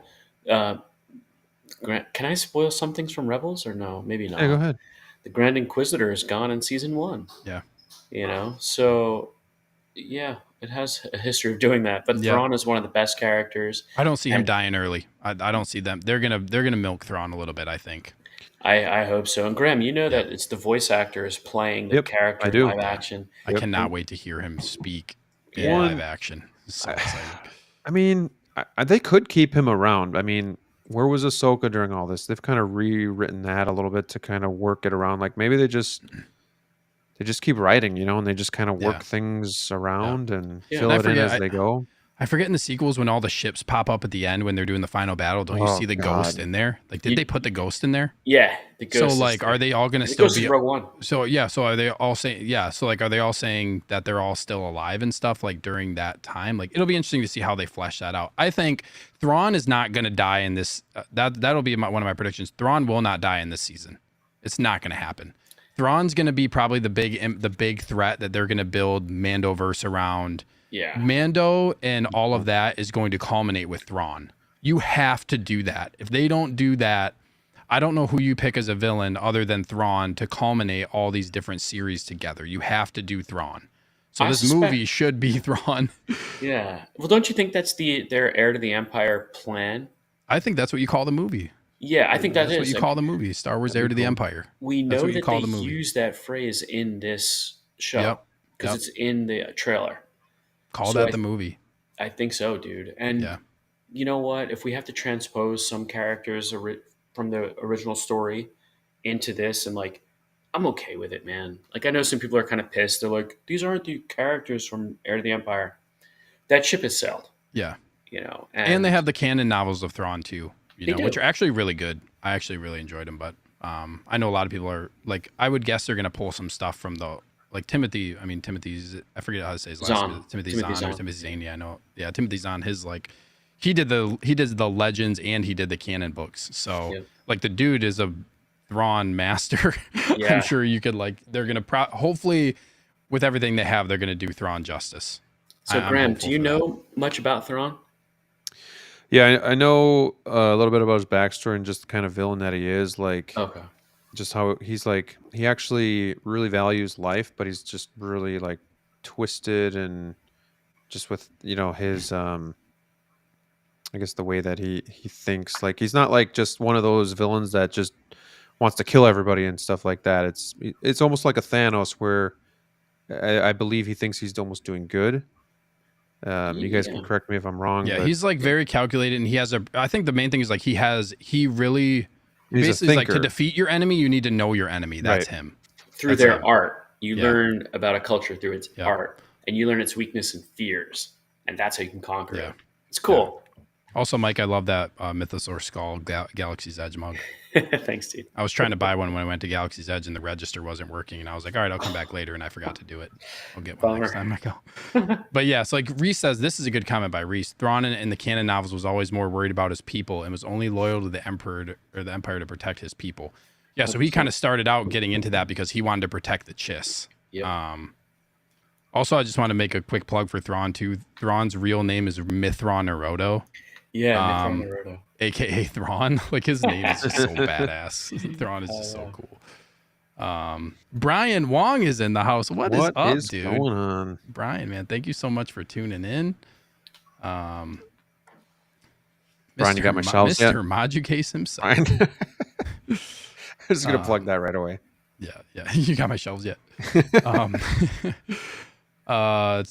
Reese also said, like Marvel what ifs, if they did Star Wars what ifs would be cool. I think they could do some cool stuff with that. But just make it a separate entity. I think that would be something that could be cool if they did for sure. But yeah, Thrawn, very exciting. I know he wasn't in these 2 episodes, obviously, but very excited to see him. Hope maybe next time. There you go. Look at that. Just maybe we're gonna see him next episode. Maybe. I agree with figure when it comes to. Yeah, oh man, I can't wait. He's probably the one I want the most. That's gonna be a showstopper. He's probably the one I want the most for sure. We've seen how Cad Bane turned out. And the white. Yep. Yeah, the blue and the white's gonna pop so nicely. Yep. This whole show, like you've got orange, green, like you have so many different colors. Rebels has always been so good with colors and outfits, and like it's a very colorful show. Yeah. It's gonna make great figures. It's a really good looking animated show for sure. And there's a lot of colors, but it still seems dark, and I like that. Yeah. Mm-hmm. Yeah. Like it's not over the top, just like again like kid friendly or anything like that. But there's like a lot of colors, but the tones are right. It's like a Zack Snyder thing where you got these darker tones. I know what you mean. Yep. Where is he in this? Like, what is this? You're looking for your next the guy I want to talk about next is this guy. Is it Merrick? What was his name? I think it's more like Maroc or something? I think it's Maroc. Okay. Or Maroc. I think it's Maroc. I always say it wrong. I think it's Maroc. Do you guys have thoughts on this guy? Reese is already saying Sam Witwer is the voice of Maroc. So I'll talk about this guy because there is in the Ahsoka credits, Sam Witwer is credited as doing voice work. Okay? I didn't know that. So this has people like going nuts right now because people are thinking, so Sam Witwer, what people really want to see Sam Witwer play is a character named Starkiller, who is in the games. Starkiller is like basically Darth Vader's apprentice. He was Darth Vader's apprentice. And he is like one of the strongest. He is so strong. The dude he brings down a super Star Destroyer, literally pulls it to the ground and crashes it. Like the dude is strong. But anyway, so there's some, and his real name is Galen Merrick. And this character is Maroc or whatever, like how you say it. So there's like Galen Merrick, who's Starkiller, and then there's Maroc in this show. And Sam Witwer's in the credits. So now this has everybody buzzing about, like, is this guy going to be played by Sam Witwer? And is this guy who's a potential Inquisitor, was he potentially like somehow Vader's secret apprentice that is an Inquisitor? The more that I think about it, like it's a crazy theory, but like the more that I think about it, the more excited I get if that was to actually be true, because that would be so awesome. But the only thing is like they basically would have like if they make that canon Starkiller, they would like he obviously isn't that strong because Starkiller was just like crazy strong. Little overpowered, yeah. Yeah, but this is like what like that would be so cool. Like imagine if Darth Vader had like a secret apprentice and it was like this guy who looks really badass, who's an Inquisitor. And this dude takes off his helmet and it's Sam Witwer under the helmet. Come on. That would Inquisitors just be so typically dope, they don't typically have helmets, right? They did do. I think it just depends on what the Inquisitor, like, I think it just depends. They all have different outfits. And I think that's a really good point, Graham, because I think this dude has a full-on helmet on right now for a reason. Right. Like, they're not just showing his face right away. This is the one Inquisitor we see who you don't see any of his face right away. If you think about Kenobi, when you see all the brothers, sisters, like they're all, you see all their faces. Same with Jedi Fallen Order. Like you see all their faces, even though like they have helmets on. But this is a mysterious thing for a reason. Here about this character. Yeah. If I mean, also like that could potentially not happen at all. You know. Yeah, I mean, I wouldn't. Nothing surprises me. Yeah. Anymore, How many times have like fan theories been way more fascinating? And this one's kind of, get? I would say this one's kind of out there. I did see a clip too of Sam Witwer talking about it, and when he was like, because there's been some talks about him, you know, playing Star Killer for a while. Like there's some Sam Witwer Star Killer mock-ups online where like he would look really good as him in live action. And there's some stuff about him, like there's a couple clips I saw, or one of the clips that said how like Filoni brought up to him that they considered making Star Killer an Inquisitor. Like there's been talks about this, that Filoni has brought this up about, well, Star Killer could be an Inquisitor. So I'm not counting it out. I'm really not. If that happens, yeah, But he's in the credits. So he's in the credit. He's credited for voice work. Yeah. So you don't bring an actor. You ever notice this when you watch a movie and there's like a background character, but you recognize the actor's face and you go, okay, that guy's going to actually be in the movie. Yeah. Like he's going to have a speaking line. Like you don't bring Sam Witwer in if you don't plan on. And I know he voices like some other stuff, but like we talked about, there was barely any talking in this. Like I didn't really feel like I heard Sam Witwer's voice in any of this. You do hear this guy like when he's fighting, he's like like he's like making noises. He's making noises. So like, grunting. But it's interesting that's like, yeah, I could see it happening. It makes sense when you add it up. It makes sense. It gets me really excited, but I don't want to get too high on it. Yeah, but the points add up. I just want to see this guy fly like a helicopter. You remember this, right? Lightsaber. Obviously, yeah. You've seen Rebels, you know. Yep. Yeah, so that character has me, you know, pretty intrigued. Me too. Yes. I think that's like, one of my big takeaways is like all these characters are really cool, and hopefully they take them good places. You know? Some people are saying that he might be a droid. I've also seen, Marok is a droid. Reese says, Marok, come on, Dave is playing with us. Star Killer's too OP. Yeah, he's overpowered. He is so overpowered. Good for a game. Yeah, good for a game, but like if they did that, it'd be interesting to see how they did it. But like then again, you only have 8 episodes. Like how do they flesh all this stuff out? You know? So like they and I guess we'll know in future shows, but you know what, like is there going to be a filler episode for these 8 episodes where it's just like, oh, this was just a filler episode, like it didn't really advance too much stuff? It was like historically there has been. There's a historic for every show pretty much. There's been a filler adventure style episode that really doesn't advance the plot a whole lot. So that'll be interesting. So there was a young Ahsoka cast though. A young Ahsoka actress has been cast, so that could be it. You guys want to maybe get into predictions a little bit off of that? Sure. I want to say one quick plug for Hu Yang, which is a really cool droid who, he's very cool. Been around for a long, Thinking of Hot Toys, there's a lot of good stuff here. He would be a really cool droid, and like how he like kind of looked at Balin's lightsaber and knew like the time period from when it was from and stuff, but he couldn't identify Shin Hati's lightsaber though. That's interesting. Which tells me that probably after Order 66, because she's younger, she's got to be like in her 20s. She looks young. Like he raised her. She was never in the order, but he raised her. He raised her, and they were together. Like they've been together with each other. So I feel like all that stuff they put in there is intentional. You know, I felt that's one thing I'll say is I felt like these 2 episodes were very intentional with what they were putting out there. Like these things are for a reason, more so than some other stuff. This is Dave Filoni. Yeah. So this is, no offense to Deborah Chow or anything like that, but this is a hardcore Star Wars guy. He's done nothing but Star Wars for 20 plus years. Yep, this is his baby. For sure. He's not just gonna throw stuff. It right. Yeah, he's gonna if he throws it out there, he's gonna have a reason for it. I hope. Yep. Reese says Dave was going to bring Star Killer and Rebels, but they shelved it. Interesting. What if he is pre-OP Star Killer and gets picked as Vader's apprentice at the end of the show? Well, Vader's he couldn't be because Vader's dead. This after this is what is it like? What do we say? How many years after Return of the Jedi? I think it's like 9 or 10. I could be wrong on that. I think Mando starts 5 years after. Yeah, this then this has got to be like, what, 4 or 5 years after that? Because how long was Grogu sharing with Luke? 2 years, right? They sped they that said up. like, yep. Yeah, they said 2 years. Yep. But Ryan, I'm with you, bro. As I'm watching these Disney Plus shows, I'm always having to remind myself of where we are, Yep. what the time period is. It's so hard to remember. And I'm as hardcore as it gets. Imagine if you're sort of casual. Yeah. It's tough, dude. Yeah. ABY, BBY, like you just get so confused. And then you get to throw in the ages of all the characters and like that's when it gets even more confusing. But also we didn't talk about Chopper, but they nailed it with Chopper. Chopper's already trying to commit war crimes in the first episode. Like first I love time he's Chopper. shown. He's a murdering psychopath. Yep.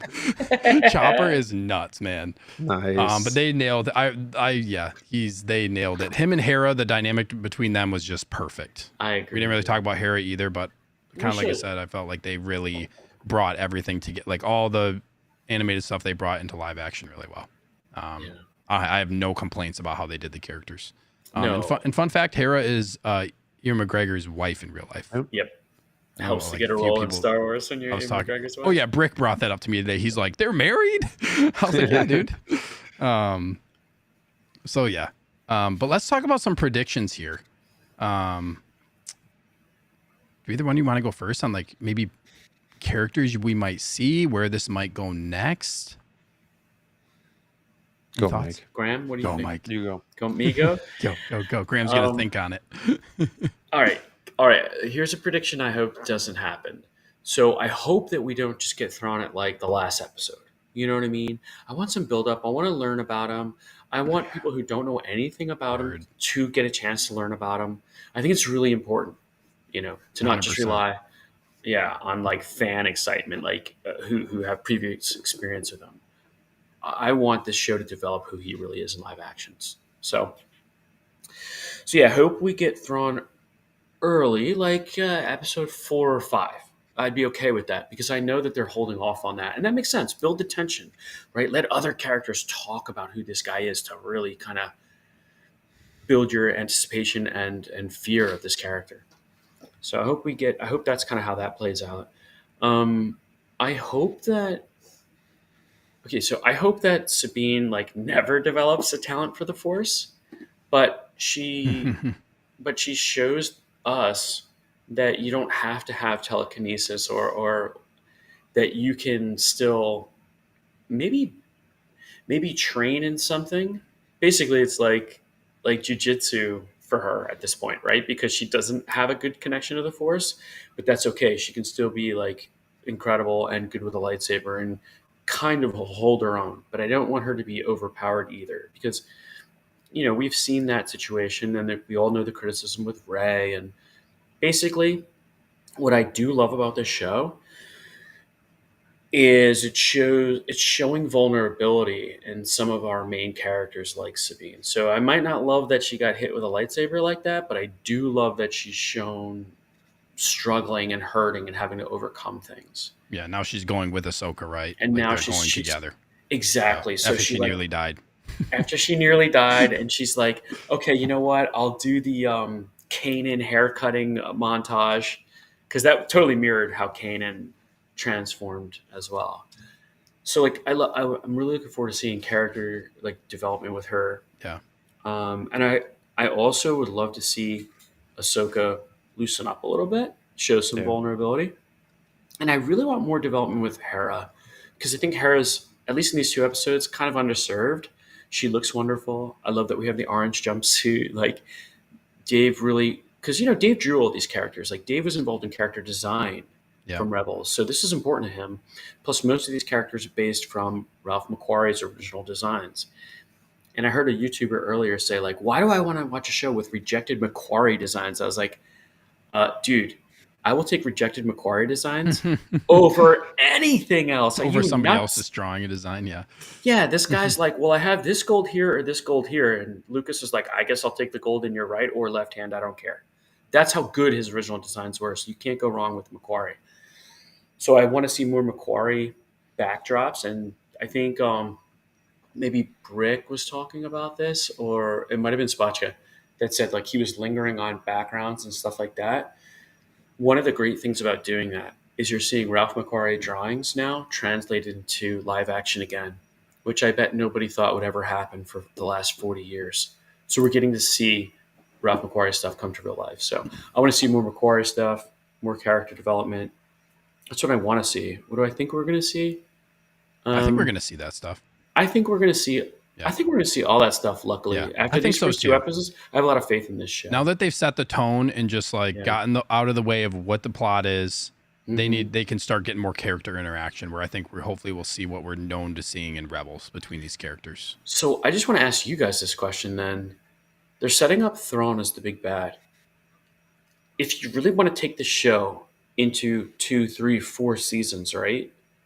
Maybe you do introduce Thrawn in the last episode, because we've got 3 really captivating villains already.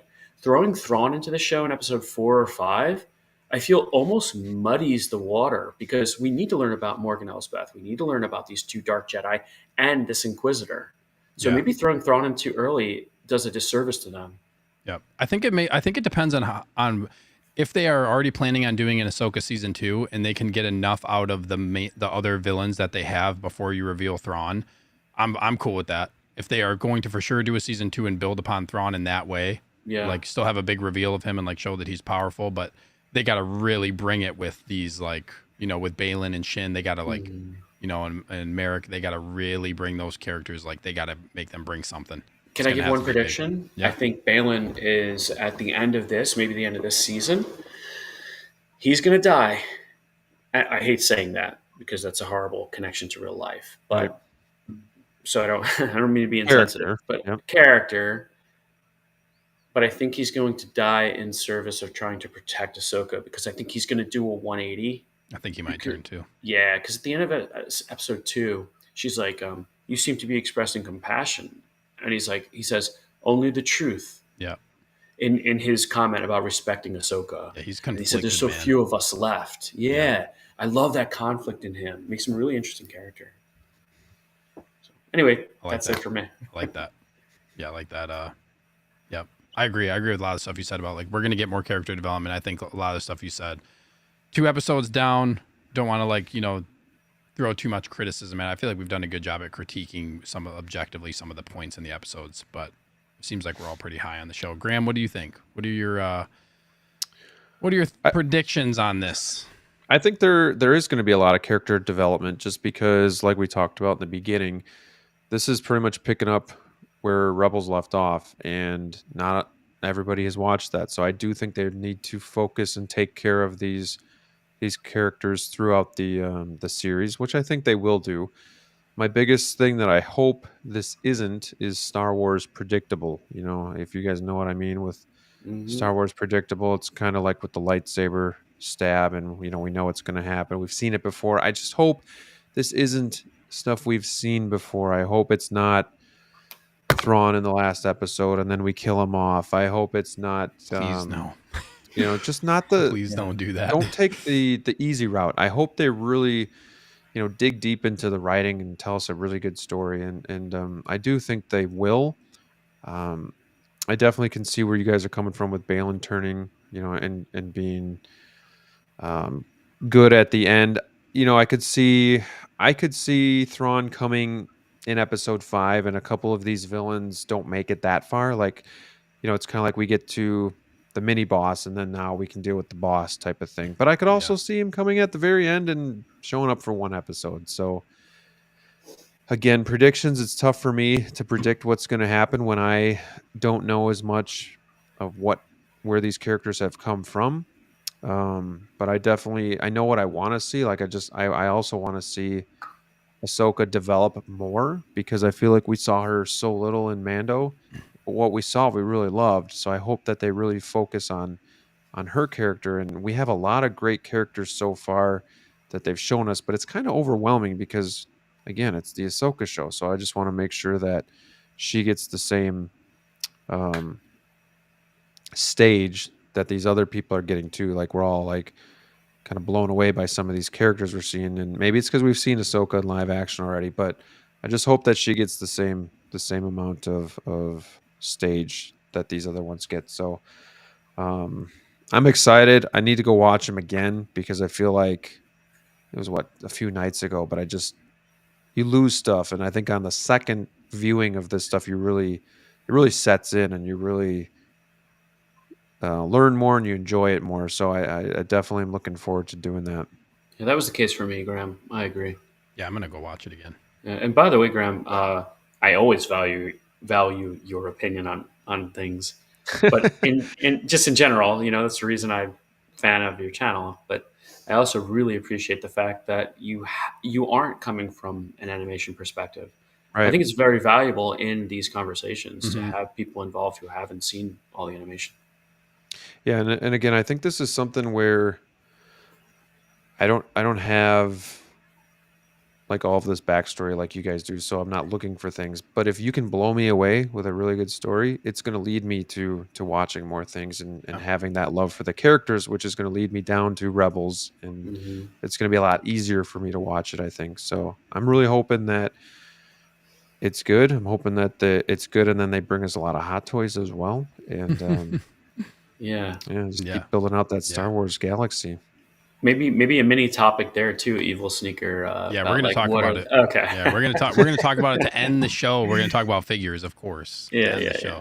1-6 shooters in the house. Appreciate you tuning in. Ahsoka needs to do more than duel and fold her arms and look pensive. Yeah, I think you're gonna see like kind of how we all kind of agree we want to see more out of Ahsoka. I think as now that Ahsoka and Sabine are together and Ahsoka starts to trust Sabine more and trust the process, you're going to get a lot more out of Ahsoka. She's going to start opening up and she's going to come out of her shell. 100%.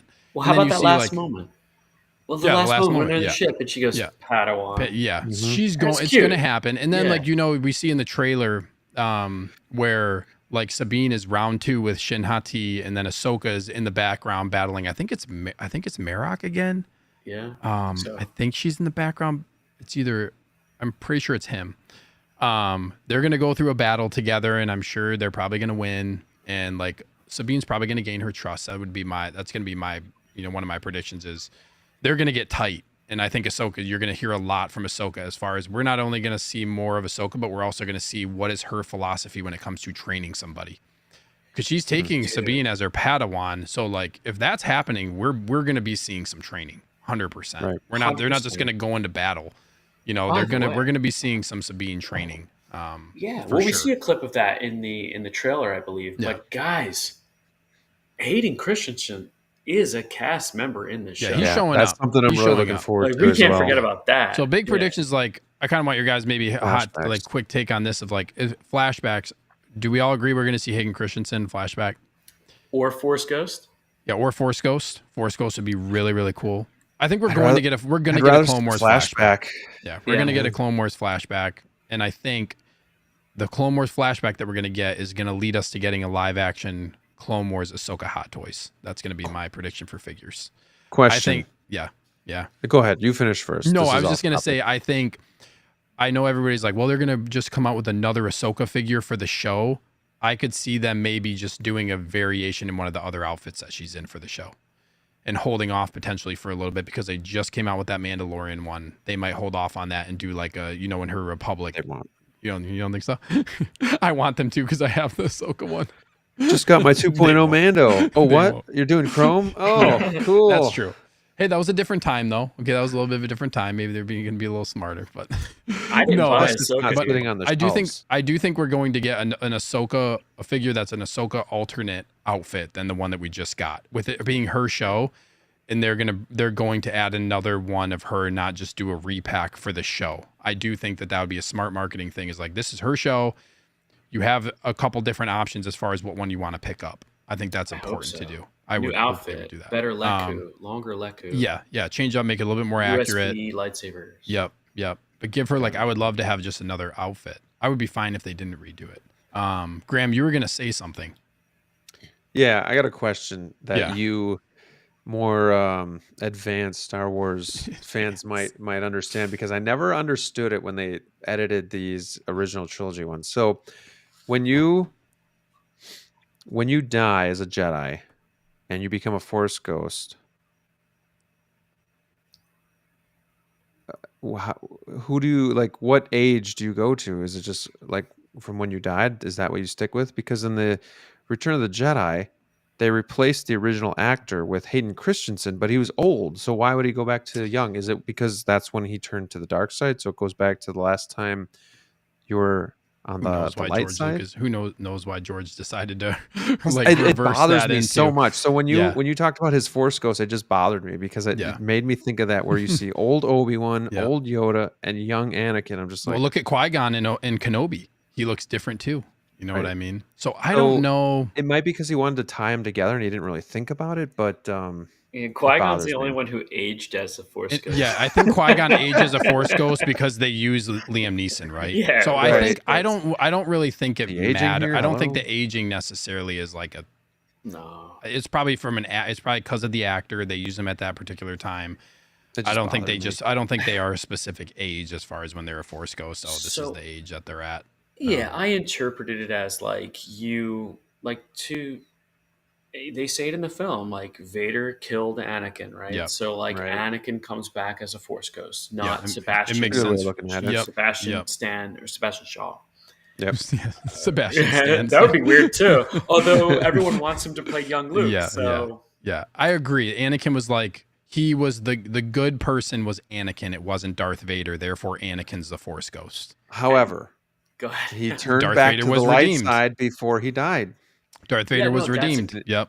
That's a a fair great point. point. But I get what Mike's saying. Yep. That makes sense. Yep. But And I think like George Lucas was just wanted to have the elements that he wanted in when he did all the redos. Like that was his original vision, was to do all the CGI and have it be. He was beyond his time when it came to his vision. That's why he re-edited everything and put all this stuff in, which a lot of people don't like. But you could also say that like the way that Anakin looked as like a dying Darth Vader who like turns to the light at the end, maybe as a spirit he feels that doesn't embody who he is, right? So he's projecting himself as the last moments that he was on the light side, but prior to becoming Vader. Do you know what I mean? Sure. yeah, that's a really good question. I wonder if there's anything definitive out there about like about in that. universe. Yeah. somebody email Star Wars Theory. Bring back Sebastian Shaw. 160. Yeah, 160 says, bring back Sebastian Shaw, and then also want to see Ahsoka in some trouble where she's not totally chill and confident. 100%. I agree. I think like we got to get her involved in some type of conflict where she has, some type of what's the word I'm looking for? Vulnerability. Yeah, like vulnerability, or like she has some type of thing that is gonna, not just gonna be easy for her to, navigate. Yeah, I agree. We wanted to talk about some figures. I want to ask you one more thing. So, is there any other big name characters that you guys can think might appear on the show? Oh Man, I'm gonna go ahead and say it. I think we see Luke Skywalker in the show. that'd be cool. that'd be great. I want that We conversation. have an interaction between Luke and Ahsoka. There's a large threat looming over the galaxy and Thrawn. Who's going to be the one to know about it? Luke will be finding out that Thrawn is a threat. So this is not the end of Mando Luke that we've seen, 100%, in my mind. Don't we need that conversation between her and Luke about Anakin too? Like we had the opportunity but we didn't get it. Yeah. That'd be wonderful, you know? Yep. I think we see Luke. If they do a second season, I think we see Luke. They don't go through all that work to CG or to do like all the deep fake of Luke if they're not going to use it again. They are going to. Mando Luke hit so hard. They are going to use Mando Luke continually moving forward to continue doing the character justice. Man, I hope you're right. Because everybody's so mad about it. Milk it all day long. They are going to continue Mando Luke. Remember what we've seen is like he's just starting to build the temple. We're going to see more Luke. There's absolutely no reason why we're not why we wouldn't. There's no reason for them to just be like, well, Luke's done with what we did in Mando. We're not going to see him anymore. We're going to see more Luke in my mind. That's probably one of my main predictions I'll say for the show. Yeah. But could you argue that it costs so much to do that they might just do it in limited I don't know how much it costs, and completely and not do it again. I don't know. I guess it depends. Yeah, cost is a whole different thing. I don't think deep fake. You see YouTubers that do incredible deep fake. That one of them got hired by Lucasfilm. Exactly. Yeah. This guy was doing it pre. Yeah, they hired him on to do the Luke one. Yeah, so they can find a portion. I think of you guys you cannot just not continue? You have Mark Hamill, who's still willing to do it. Yeah. Like, he loves Luke. Like, he was so stoked. If you look at the gallery episodes on Disney Plus of him coming back and doing, like, where he's acting out the scenes and then the other actors stepping in his place and then they're layering him over, like he loves doing that genuinely, I think. So, like, why not continue to take advantage of that? Keep him involved. What does he want to see Luke being moving forward? Just keep Mark Hamill in the loop and involved. You know, he hated what happened to Luke, he wasn't in happy, the right? sequels. So Jake Skywalker. If he could kind of redeem, Luke a little bit here. Yeah, exactly. Like, if you can do more with Luke and like flesh some more of that out, because there's a huge timeline between that and when the temple got, when Kylo burned down the temple and all that stuff. The temple, that last time we saw Luke, the temple was just being built. We got that whole thing where, like, we need to see more Luke. Right. We 100% need to see more Luke moving forward here. So that's what I was going to ask you guys. Do you think, though, introducing him in that sense creates a problem? Because now you have to explain what was he doing since his failure, between his failure with Grogu and his failure with Kylo. Are there other Jedi in there somewhere that are out in the galaxy that didn't join the fight in Episode 9? I'm not saying don't do it. It's important to me. It's important to flesh some of that out because Luke is the center of the Star Wars universe. You know what I mean? Like, if you think about, like, he is the main character basically in Star Wars. Like, you gotta continue with Luke in my mind. Like, tell Disney that, dude. You have to continue with Luke in my mind. You have all the tools to do it. Don't just let Luke go to the wayside. I know we're talking about Ahsoka, and it is Ahsoka's show. I want this to be Ahsoka's show. Me too. But you should involve Luke in some way, just like you did in Mandalorian, and like that is all still to me really, really important. Like, that's a really important part of Star Wars. But do you think when they do that, it takes away from the main character's show? Like, when we see Luke, or when Mando comes into Boba Fett and Luke, kind of stole the show. Like, if it's gonna do that, then I don't really want any high profile characters coming in. I'd rather it just be a story, like almost like Andor probably was, where it's just their story and this is how we're gonna tell it. Like, I wouldn't mind seeing that either. I love Luke and I'd love to see more of him. But if it's gonna take away from, I don't know, like, it's gotta be right. It's gotta be right. Yeah, it's gotta be right. You mean like Luke versus Lizzo and Jack Black? Like, you don't want character of the week pulling from your main character. Right. Yeah. I think when you're bringing in, Mike, you made a really good point. When you're bringing in a threat like Thrawn, and you have Ahsoka and Luke who now know each other, like, I don't think them just knowing each other and them being set up that they interacted was an accident. Like, they didn't just do that to be like, oh, we're just gonna have Ahsoka talk to Luke. I'm sure they plan that Ahsoka's going to be getting her own show and there's going to be some level of interaction there again. And I think you made a really good point of, like, Thrawn's coming in. He's a huge villain. We have to get a conversation again between Luke and Ahsoka, some type of dynamic talking about Vader, because it was hinted at that of her saying, Ahsoka saying, to Luke, like, oh, you're a lot like your father, Yes. Like, she said that type of stuff, but it was never elaborated on. Can you imagine an episode we get in this show? Or I guess, like, it doesn't have to be anytime soon, but, like, we get an episode where it's Ahsoka talking to Luke. It could even be like some type of flashback. Don't even make it a main thing in the show. Like, we know they've interacted. Could even do a flashback, but, like, them talking about, okay, what's the plan here? And then, like, getting into, like, Ahsoka's training with his dad and them having that type of conversation that would be a conversation that I would just love to see no matter what. Me too. I agree. Yeah. Me too. So hopefully they don't forget about Luke. They did all this deep fake stuff. They hired somebody on to do it. Yeah. They're gonna do it again, in my mind. That'd be probably my big prediction is we're gonna see Luke again. That'd be great. Did you guys see the speaking of deep fake? Did you see what that one guy did years ago for the Obi-Wan Vader fight in A New Hope? Oh, on yeah. YouTube. One. The extended, like, updated kind of. Oh, dude, that was so good. Like, and I hate to say it, but it's like, if they could have, like, somehow put that part in the movie, how badass would that have been? I've thought about, like, because I have downloaded, like I have the despecialized editions, if you guys know what those are, and, like, how cool would it be if some editor just to throw that in the middle of the despecialized, so you could actually have that on Blu-ray or something. Yeah. Or make the whole thing updated like that. Like Vader's on fire and he's just like futuristic, really swinging his lightsaber. I'm like, damn, come on. I know. On fire. Yeah. But yeah, man. that's some exciting stuff. As far as figures go, we'll talk about figures to end it here. We won't spend like too much time on it. Late bloomers in the chat. What is up, dude? I want a Vader on fire. I just hope Hot Toys gets the Sabine head sculpt down. Yeah, they're gonna have a head sculpt. They will. 100%. I think they will. Yep. Short hair or long hair or both? It's gonna be short. It's gonna be short. I want short anyway. I think the long would be cool to have, but they'll do short because now she's in her armor and like they already teased her in her armor. They're gonna do short. Yeah.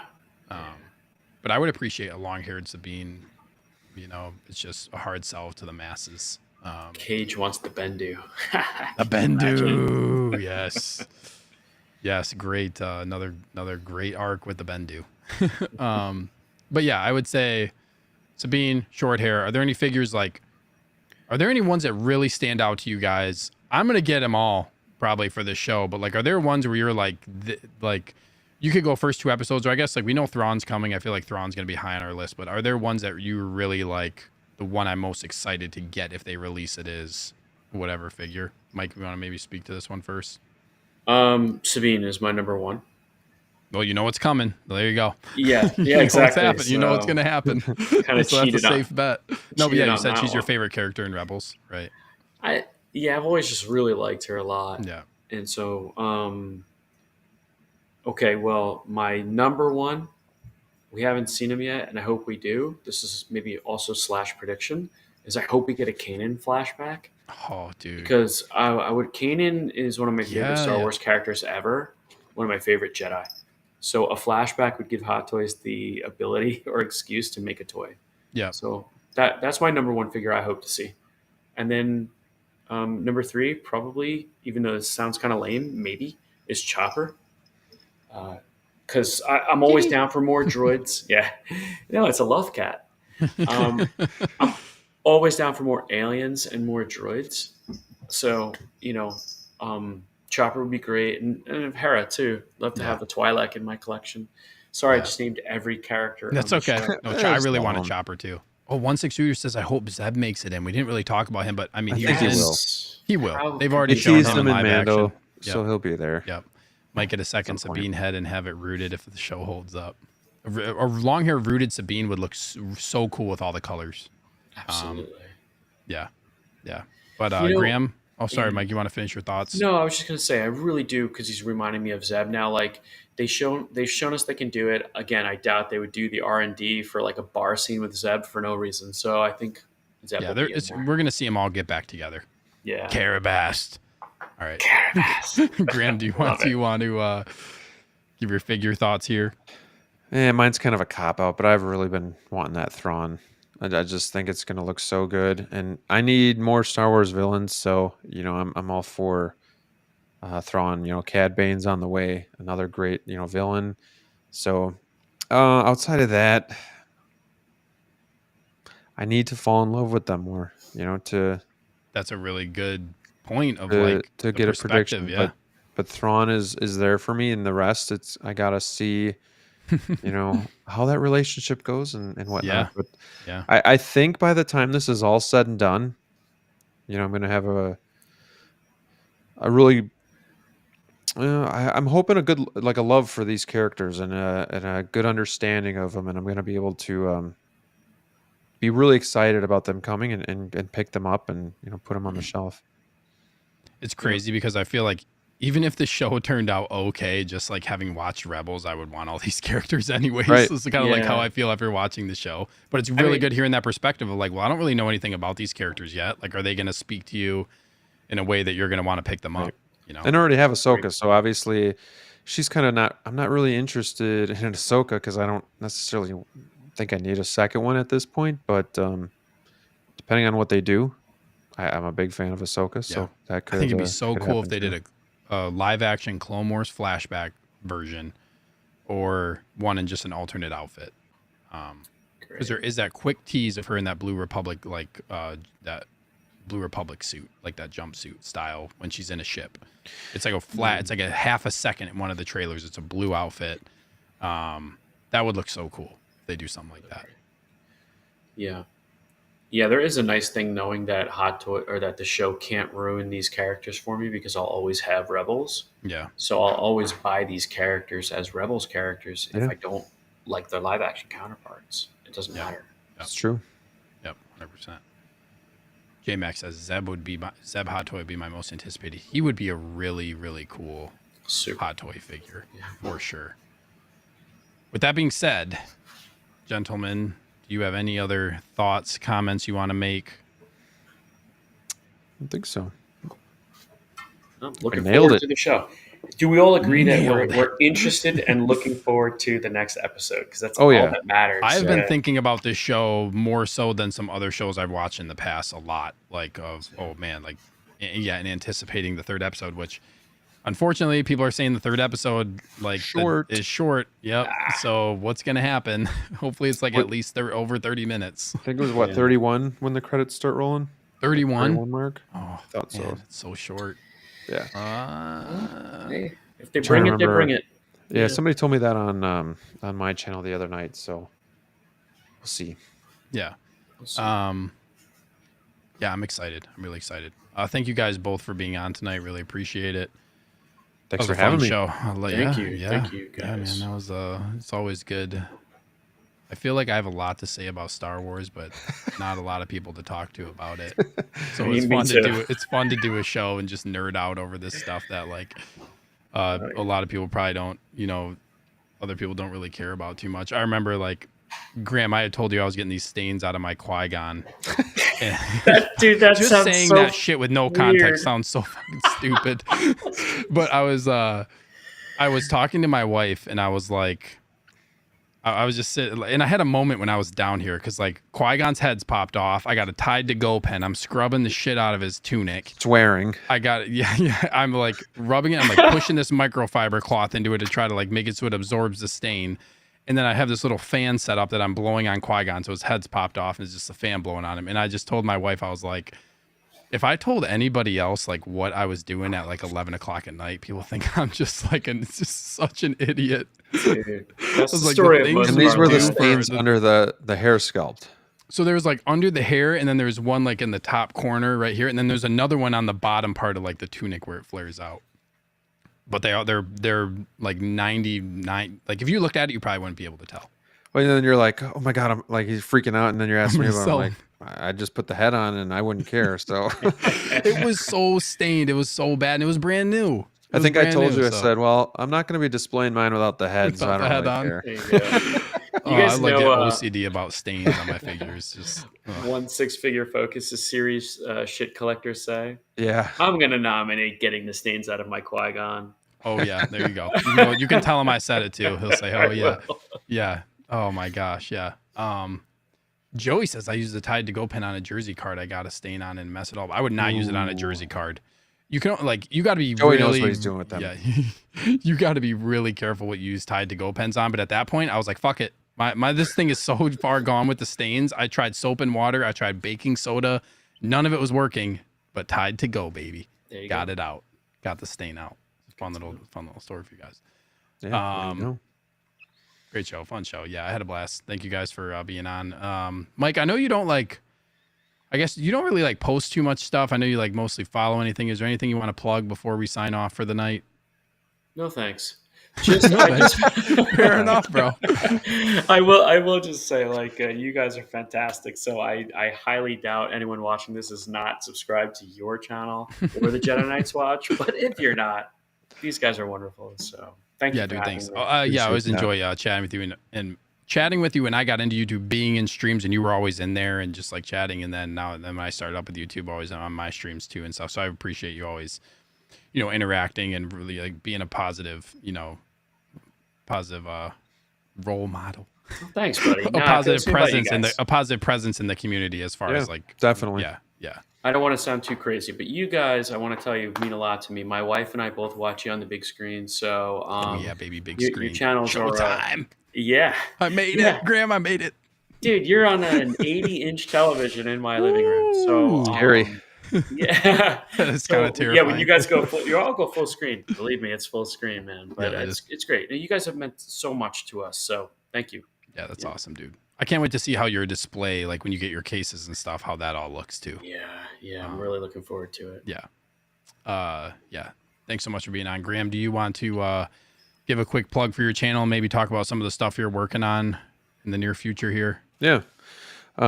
Well, yeah, thanks for inviting me. It's always fun talking Star Wars, and even me learning new stuff about Star Wars is always fun too. So nice.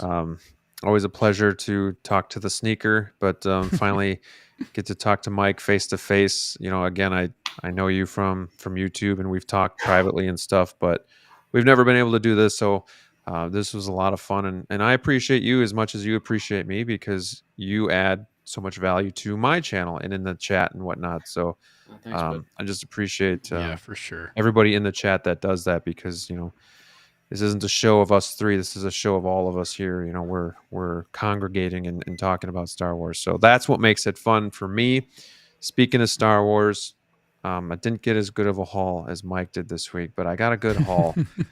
So R2-D2 from The Force Awakens came out today, and then I'm working on the Sand Trooper, as well as A New Hope Princess Leia should be out next week. Oh, nice. Other than that, you can catch me on Wolfpack Wednesdays every Wednesday night, 8:30 Central. Most of you in the chat I recognize, but for some of you that I don't, come check it out. We have a lot of fun. So Wolfpack. Cool. Yeah, I should say, come check out the Hope Show if you guys don't watch the Hope Show yet. Hope Show is every Monday, 3 p.m. Eastern on Shane's channel, One Six Figure Focus. So I do appear on that pretty regularly, unless I have to work. So definitely want to give him a plug. And hey, nice. Mr. Mom is the first guy who ever gave me a shot on streaming. So always want to say thank you to Ryan at Mr. Mom Collectibles. Nice. That's awesome. Cool shout out. Yeah, I try to, sometimes when I'm like on Mondays at work, if I get downtime, I try to turn on Hope Show. It's tough though. It's tough for me to get on at work. It's a weird hour for I always us. try to sneak it if I'm doing something where I can have a headphone in or something. I usually try to listen. I know his time frames are different, but yeah, for sure. Yeah. Well, thank you so much, you guys. Chat, thank you so much. Like Graham said, the chat kind of keeps it going, and I always just love hearing I really enjoy just hearing not only everybody's take who's on the show, but everybody in the chat too, and just pulling all of that in. And like Graham said, congregating, that's a good word of getting congregated. They are our Hot Toys congregation for worship and praise of the Star Wars universe. Right. Graham, I'm happy for you getting more Star Wars figures, man. I feel like since I've known you and talked to you more, you just keep getting more and more Star Wars. So I'm happy for you. Yeah. I mean, it's always been that, and DC is my top two, my favorites, but it's definitely got an uptick since we've started hanging out a little bit more. So yeah, nice. Thanks, nice, dude. You're welcome. You're welcome for what it's worth. All right. With that being said, we'll close it down for tonight. I appreciate you guys tuning in. I will be doing another episode of the Collector Tour on Monday, real quick. Monday, probably 8 or 8:30. I need to finalize with the guests, but come check that out. Brian says followed. Appreciate you, Brian. Brian's a great dude, and just with my module cases, he's been nothing but just amazing when it comes to my cases. And I had a really couple small issues, and he's taking care of it, and just a great, go buy module cases. Done. I blame both of you for that one, especially Graham. Yes. And thank you, Collector Joey, too, for throwing our yes, he threw all of our stuff in here. Thank you, Joey. Thank you, Joey. Go check that stuff out. Great channel. I didn't have time to put him down in my description, but I will after this show. I'll make sure I put him in there. I got a lot going on right now, but I will put that stuff down in there. Y'all suck at fantasy, by the way. Bye. Calling us out. All right, with that being said, we'll catch you guys on the next one. See you later. Peace.